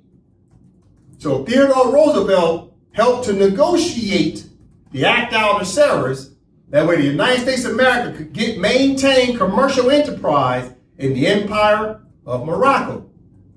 And Theodore Roosevelt, the president, knew that it was the Moorish government that's supposed to be overseeing all of the enterprise and all of the states of the Empire of Morocco. So now you go to Mount Rushmore. And Theodore Roosevelt is there. Why is Theodore Roosevelt on there? Because he was a signatory power on the treaty called the Act of Service. Why is Thomas Jefferson on there? Because he's a signatory power on the Moorish Treaty, the Treaty of Peace and Friendship of 1787. Why is George Washington on there? Because George Washington negotiated with Sidi Muhammad to make sure the 13 colonies could now establish a new government and deposit this Constitution of the United States of America with the sovereign called the Sultan. Okay, why is Lincoln on there? All right. A, because he was a president.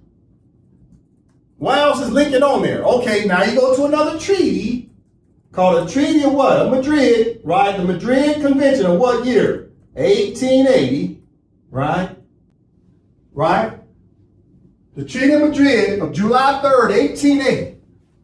What do we learn about the Treaty of Madrid of 1880? Okay, now you go down to what? Article what? 2. Right? Keep in mind, who's the signatory powers on this treaty? Just to name at least 2 names. It was who? The United States of America, and who? The Sultan of Morocco. Right? So in the year 1863, there was a convention in 1863 for what? France, who was signing treaties with the Sultan of Morocco to do what? Naturalize the Moors, to make Moors citizens of the United States of America. So in 1863, the signatory powers, such as who? Yeah, Great Britain. Okay, let's read this footnote. Let's read it real quick. Joseph. A U.S. note on February 13, 1914, addressed to the French ambassador at Washington stated in part, the provisions of the Convention of 1863 appear to be substantially the same as the regulations relative to the protections adopted by common consent by the Legation of France and the Government of Morocco, August 19, 1963, reprinted in the Treaty in Force, 1904, at the end of the Madrid Convention. The British and Spanish treaties mentioned in Article 1 of the Madrid Convention are presumably the General Treaty of December 9, 1856 between Great Britain and Morocco, and the Treaty of Commerce and Navigation of November 20th, 1861 between Spain and Morocco. 1914 for regulation. Pause. So in 1863, Lincoln signed the Emancipation Proclamation. Why? Because the Sultan was signing bilateral treaties with all the other European states to naturalize the Moors, to turn the Moors into the national name of wherever they were residing. If they was in the jurisdiction of the United States of America, they became Americans. If they was in the jurisdiction of Great Britain, they became British citizens. If they was in France, they became French citizens. So the Moors all became American citizens after the Civil War, right? So in 1863, Lincoln signs the Emancipation Proclamation that so-called freed the slaves, right? But what did they call the slaves? Freedmen. Now what are the freedmen? Moorish subjects, right? They were all Moorish subjects, not Indians. Moorish subjects, right? So in the same treaty, the Treaty of Madrid of 1808, right? So we go up to Article 1. Article 1, Brother Joseph. Article 1. Article 1. The conditions under which protections may be considered are those established in the British and Spanish treaties with the government of Morocco and in the convention made between that government, France, and other powers in 1863, with the modifications introduced by the present convention. All right, so in 1863, there was some what? Some protections going on, right? It says conditions which protections. See that? Some conditions under which protections. Who was being protected? Moors. How are they providing protection for Moors? They were naturalizing them, meaning adopting them to become the name of the colonial state. So now Abraham Lincoln ended up on Mount Rushmore because A, he saved the Union, right? Because there was a civil war going on during that time, and he freed the slaves. He put the Moors under protection status. So now he's on the rock, the Mount Rushmore, because he freed the Moors. From who? The southern states. So now he's on the rock. And this is why they put him on a penny to represent the copper-colored Abraham Lincoln, who saved the copper-colored Moors from slavery. Because in 1863, the Sultan was signing treaties with the European states to naturalize the Moors, and Lincoln was there during that time of 1863. Keeping in mind, he became president in what? 1861. What happened in 1861? The Sultan signed a treaty with Spain to naturalize the Moors. Right? What happened in 1856? Dred Scott. What else happened in 1856? The Sultan signed a treaty with Great Britain to do what? Naturalize the Moors. And then now you got Dred Scott, because the United States of America did not want to make Dred Scott American. They wanted Dred Scott to remain what? A Negro, but they didn't want to tell Dred Scott he was what? Moroccan, i.e. Moorish subject. So Lincoln gets the credit for freeing the slaves. Same time, the Moors got naturalized. So now he's on Mount Rushmore. He helped free the slaves. So now, guess whose favorite president this is of Abraham Lincoln? Barack H. Obama. What is Barack H. Obama trying to do? Free the slaves. I.e. these people call themselves Negroes, blacks, colored, African American, and Moorish American, and sometimes Indian. Barack H. Obama was trying to save you the same way Lincoln did. By invoking what? Treaty language. So you got to understand why he started talking about John Adams, Thomas Jefferson, right? Because he was talking about the founding fathers, and all these presidents got something to do with the Sultan of Morocco. Listen, Barack H. Obama knew all the Moors have been naturalized. So he understood about what's commonly known as the Bancroft Treaties. Right? Barack H. Obama knew about the Bancroft Treaties. This is Wikipedia. Well, how do I know Barack H. Obama knew about the Bancroft Treaties? Okay, before we start reading, let's go to the bottom real quick. Who has something to do with the Bancroft Treaties and using its provisions? Barack H. Obama. The president knew about the Bancroft Treaties, right? There's his name. Follow me. Bancroft Treaty is all about? Okay. Let's read it. I did the research. I'm taking my time because the Moors want to collect taxes. But first we got to know the history so we can reestablish what? The state. Right. Let's find out what Barack H. Obama would try to tell us in 2009 and 2010, and the Moors been procrastinating. Let's show you what Barack H. Obama knew about the Moors. From the top, Noah. Bancroft Treaties, also called the Bancroft Conventions, were a series of agreements made in the late 19th and early 20th centuries between the United States and other countries. They recognized the right of each party's nationals to become naturalized citizens and the other and defined circumstances in which naturalized persons were legally presumed to have abandoned their new citizenship and resumed their old one. All right, so the Bancroft Treaties was about naturalized citizens. The Moors were naturalized under the 14th Amendment. And the Bancroft Treaties about the Moors who had a new citizenship, who are now being called Americans, have a right to do what? Resume their old nationality. So Barack H. Obama knew the Moors had a new citizenship called being American. He knew y'all had the Moors had the right to do what? Come back to your old nationality. I mean, you had to return to what? The state and the state government. He knew this. But what's naturalization all about? Okay, the Bancroft Treaties will tell you there's a key word in here. I've showed this to the Moors before. Let's recap from the top. Nova.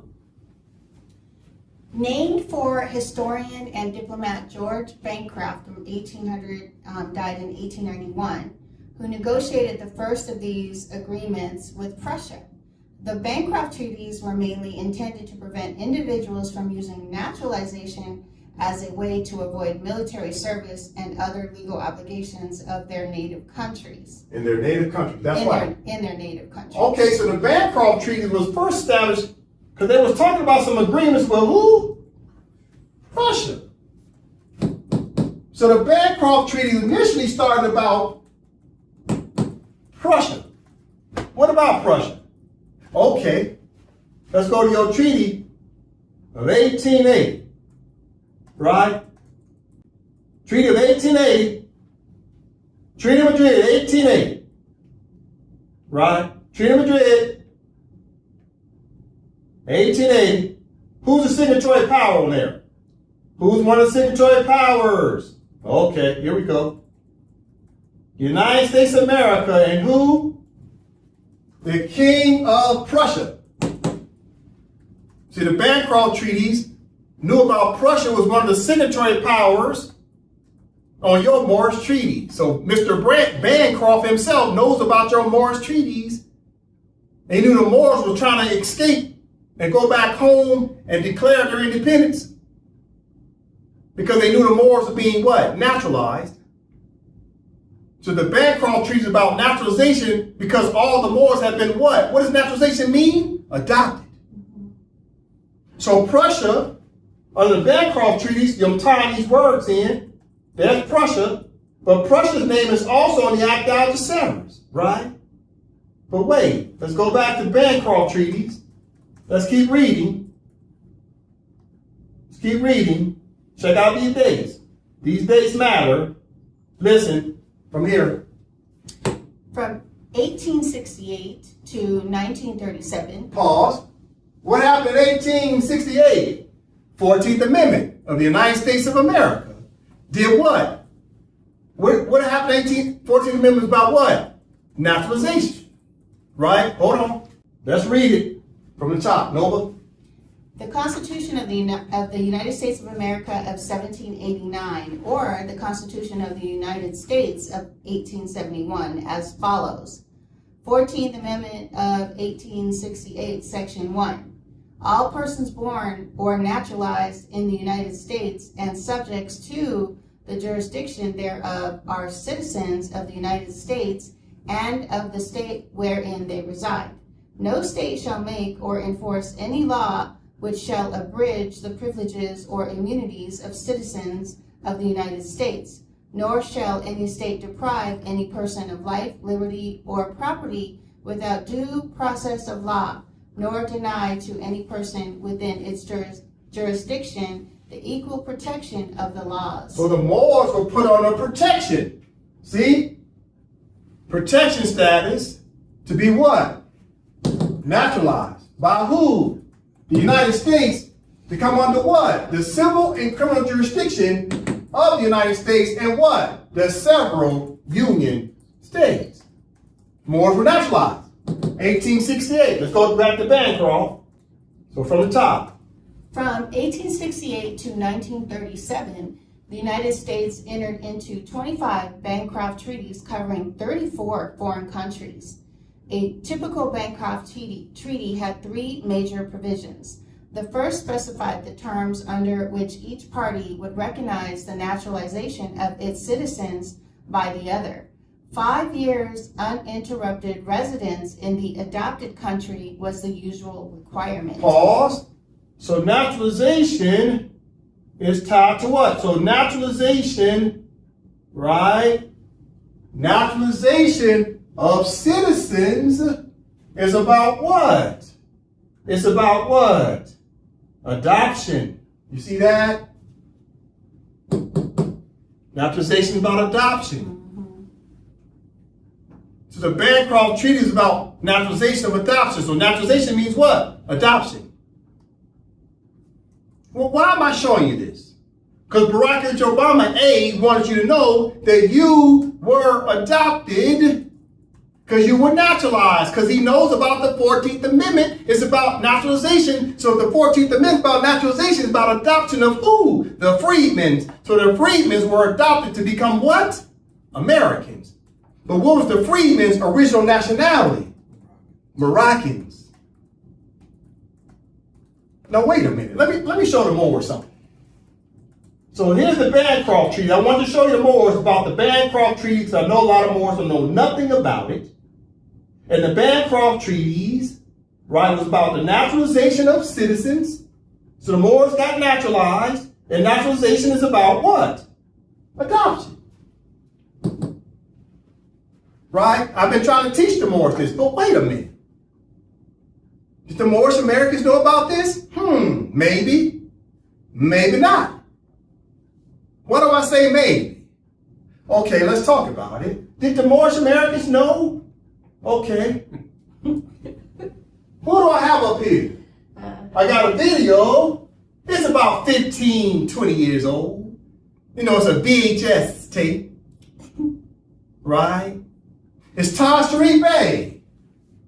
And who else? Abdullah Talib Mosi Bey. So on YouTube, it's Taj Sharif Bey and Abdullah Talib Mosi Bey. Roundtable, let's do it again. That's the name. Let's see if Taj Sharif Bey knew that the Moors were adopted. I'll say it again. Let's see if Taj Sharif Bey knew 15 or 20 years ago if the Moors were adopted. And if they were adopted as Americans, that means that ain't your real family. That means you ain't Americans. But doesn't Taj keep telling all the Moors they're the true American? Listen. Listen for about 30 seconds. Study well. Whenever you're studying UCCs, remember this. Ultimately, they'll say to you, oh yeah, naturalize. But that's for an alien being adopted into a political order and given clothed with the rights and privileges of citizenship. Clothed with it. Nationalization is where the legitimate nation reclaims its own. 30 seconds. Let's listen to it again. He's talking about the Moors who were adopted. Right? Hold up. Whenever you're studying UCCs, remember this. Ultimately, they'll say to you, oh yeah, naturalize. But that's for an alien being adopted into a political order and given clothed with the rights and privileges of citizenship. Clothed with it. Nationalization is where the legitimate nation reclaims its own. So he's saying the Moors were naturalized, and naturalized means what? Adopted. Right? So the Moors, he knows the Moors 15, 20 years ago. This video is at least 15, 20 years old. He's always known the Moors were adopted as what? Americans. Then he tells you the answer to the test. What was the solution? Nationalization is about the legitimate nation reclaiming its own. Wait a minute. I transcribed what Tashmi Bey was saying. Brother Joseph, can you read this from the top? Oh yeah, naturalized. But that is for an alien being adopted into a political order and clothed with the rights and privileges of citizenship. Nationalization is when the legitimate nation reclaims its own. Taj Tariq Bey. Okay, let's break this down. Oh yeah, naturalized. This is what Taj said. Oh, you talking naturalization? Oh, okay. But that is for an alien being adopted into a political order and clothed with the rights and privileges of citizenship. Nationalization is when the legitimate nation reclaims its own. I transcribed it. Let's break it down. See, he's talking in code, but he's not being particular. This is what you call loose language. Let's break it down. So naturalized means what? Somebody's adopted, right? Then Todd says, but that is for an alien being adopted. The Moors under the what? Naturalization Act of 1870, right? Became what? Adopted through naturalization. Okay, let's just a moment. Brother Joseph right here. Naturalization Act of 1870, African became citizen. Okay, just a moment. Okay. Through all these changes, citizenship was still largely denied to anyone without a European background. After the Civil War, the 14th Amendment broadened eligibility, and 2 years later, the Naturalization Act of 1870 explicitly noted that aliens of African nativity and persons of African descent could become citizens. So the aliens that Todd is talking about was the Africans, but they use the word African as code for what? Moors, because they don't like saying the word Moor out loud. You see? So Todd is talking about these aliens, but who are the aliens? They got naturalized? Moors, i.e. the freedmen's, under what? The 14th Amendment. You see? In the 14th Amendment about naturalization. Naturalization is about adoption under the Bancroft Treaties that even Obama knew about. Listen. So Todd said this from the top. Oh yeah, naturalized?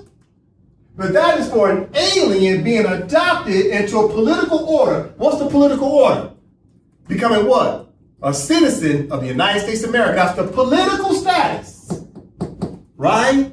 The political status of the Moors changed from being Moroccans to becoming what? Americans, because they were adopted under naturalization. Because you went from being an alien, right? Because first you was Moroccan, then they reduced you down to being alien, i.e. denizen, and then back up to be adopted as what? American citizen. So you went from being a Moroccan and then being adopted as American. This is what Taj is saying from the top. Oh, you're talking about naturalization, which is adoption? Oh, okay. But that is for an alien being adopted into the United States of America to be American and then clothed as American with the rights and privileges of American citizen. Then he tells you, okay, what's the answer to the test to decolonize? He says what? Nationalization. See, national versus natural. Nationalization is when the legitimate nation reclaims its own. Okay, so if Taj knows some other nation other than American nation got to reclaim you, then what's the name of the nation? It's the Empire of Morocco. Okay, if the Empire of Morocco got to claim you, then what's the nationality of said persons? It's what? Moroccans. So Taj Bey knows you are adopted as Americans. He knows you're Moroccans. And he knows the Empire of Morocco got to reclaim you as the nation in order to come home. So why is Taj telling all the Moors they're the true American if he knows that they were adopted as being Americans and they were never Americans? They're always Moroccans. Listen. No, from top. Question to Taj Tariq Bey and the Grand Sheikhs. Which of the below listed nations is the legitimate nation state of the Moors per the bilateral and multilateral treaties of 1787, 1836, 1880, and 1906? Is it the Empire of Morocco state for Moroccans, or is it the United States of America for Americans? All right. Brother Joseph, can you read this again for me? Question to Taj Tariq Bey and the Grand Sheikhs. Which of the below listed nations is the legitimate nation state of the Moors per the bilateral and multilateral treaties of 1787, 1836, 1880, and 1906? Is it the Empire of Morocco state for Moroccans? Or is it the United States of America for Americans? Okay, that is the question. Why am I asking this question? Because I wrote this. It's because Taj Bey said the answer to the test was nationalization is when the legitimate nation reclaims its own. Okay, Taj and all the Grand Sheikhs, which nation is the legitimate nation? Is it the Empire of Morocco state for Moroccans? Or is it the United States of America for Americans? Which one's the legitimate state? Taj Bey or the Grand Sheikhs? Since you've been telling all the Moors they're the true Americans. But yet we just heard Taj say what? He knows the Moors are all adopted. He says what? From the top, Brother Joseph. Oh yeah, naturalized. But that is for an alien being adopted into a political order and clothed with the rights and privileges of citizenship. Nationalization is when the legitimate nation reclaims its own. So Taj Bey, 15, 20 years ago, said the Moors were adopted by the United States of America and making them Americans. And he said the legitimate nation has to reclaim its own. Okay, Taj, please answer this on the Dr. G show. Whether the legitimate nation, according to what? Treaties supreme law of the land. Not your damn literature, but the treaties, supreme law of the land, treaties of 1787, 1836, 1880, and 1906 are regarding who? The Empire of Morocco. And who? The United States of America, the two parties on the treaty of the bilateral treaty. So I'm asking the Grand Sheikhs, which is the legitimate state that the Moors are supposed to return to? That's the question. Well, it's a rhetorical question. Why is it a rhetorical question? Because the treaties already answered the question. Isn't that correct, Taj Bey? Since you know all the Moors have been adopted, so what is the answer to the test? Okay. It is what? It's found in what? The treaty or the convention of Madrid of 1880. Which article you think I'm going to go to, Taj Bey? Article 15. Why do I think that Taj think I'm going to Article 15? Because Taj knows the Moors were what? Naturalized. What does naturalized mean, Taj? It means adopted. Isn't that what you said? Adopted by who? Some political order. Who's the political order? The United States of America, which made us Americans. But we used to be Moroccans, right? So since we were Moroccans, what did we have to do according to Article 15? Taj? Okay, here we go. Just a moment. Here's the instructions. I'm talking to the Grand Sheiks, the National Grand Sheiks, the Supreme Grand Sheiks, and the Grand Governors. Now I've asked you a rhetorical question. From the top, Nova. Right of protection in Morocco, July 3rd of 1880, Article 15. Any subject of Morocco who has been naturalized in a foreign country and who shall return to Morocco shall, after having remained for a length of time, to that which shall have been regularly necessary for him to obtain such naturalization, choose between entire submission to the laws of the empire and to the obligation to quit Morocco, unless it shall be proved that his naturalization in a foreign country was obtained with the consent of the government of Morocco. So the question, the rhetorical question I was asking Charles Tariq Bey and the Grand Sheiks of what is the legitimate nation was already answered in 1880. That the Moors who were naturalized, i.e. adopted by the United States of America to now become Americans because they used to be subjects of Morocco, meaning the Moroccans had to return to Morocco, not return to America. Who was your biological mother? Morocco. Who's your adopted mother? America. So why the hell do these Grand Sheiks keep telling the Moors that they're the true Americans? When these Grand Sheiks know, because Todd said it himself, naturalized? Oh, that means what? Okay, I'll tell you what.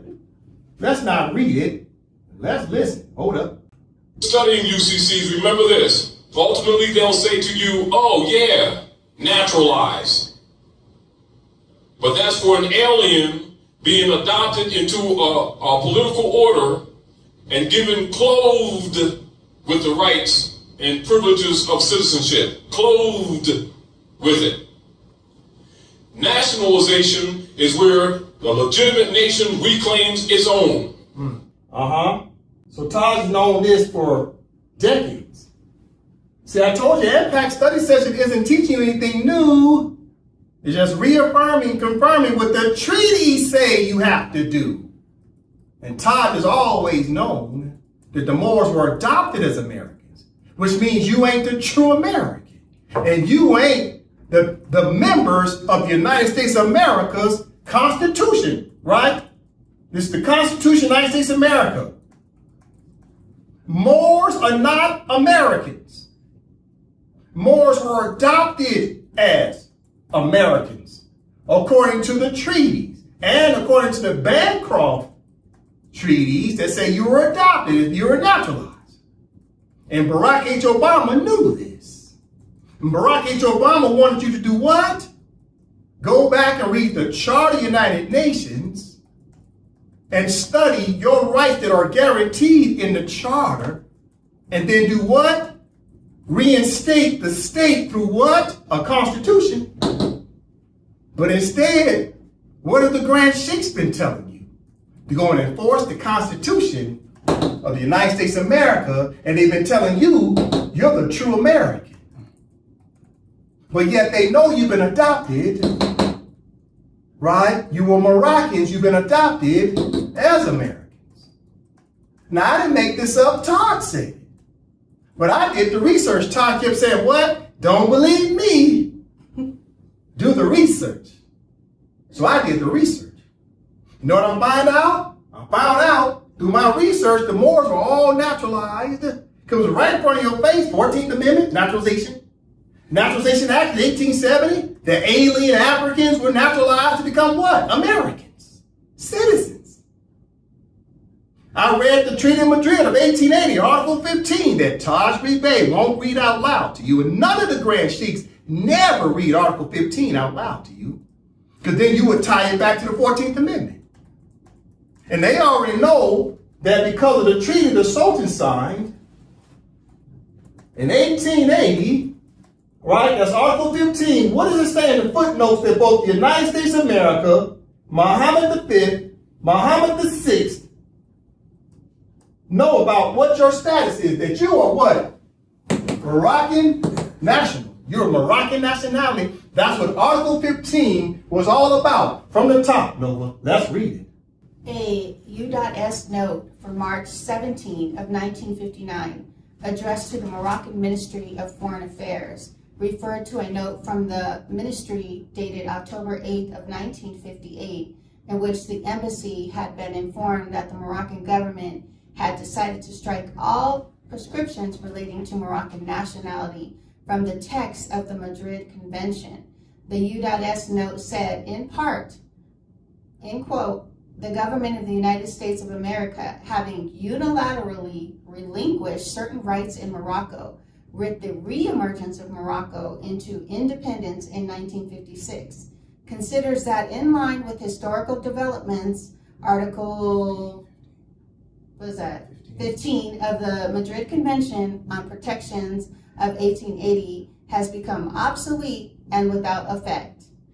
The government of the United States takes due cognizance, therefore, of the action taken by the Moroccan government as set forth in its above cited note, which the United States government understands to refer only to Article 15 of the Madrid Convention on Protection of 1880. All right, so the United States of America knows that the Moors are Moroccans.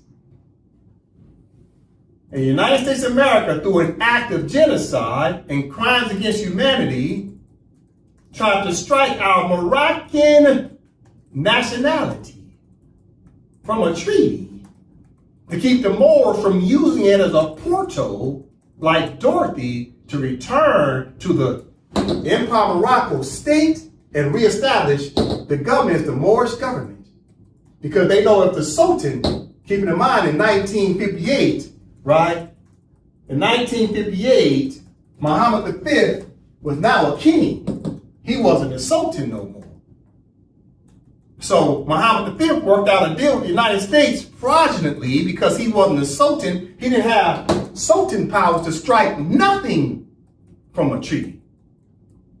The United States of America knew that Muhammad V didn't have sultan powers to strike nothing from a treaty. But the United States was so desperate to make sure the Moors didn't wake up to find out they were Moroccans that they did something in part to do a crime against humanity to stop the Moors from finding out that they were absolute Moroccans and not Americans. The United States been desperately trying to make sure the Moors continue to think that they are Americans. And guess who's been helping them? The Grand Sheiks.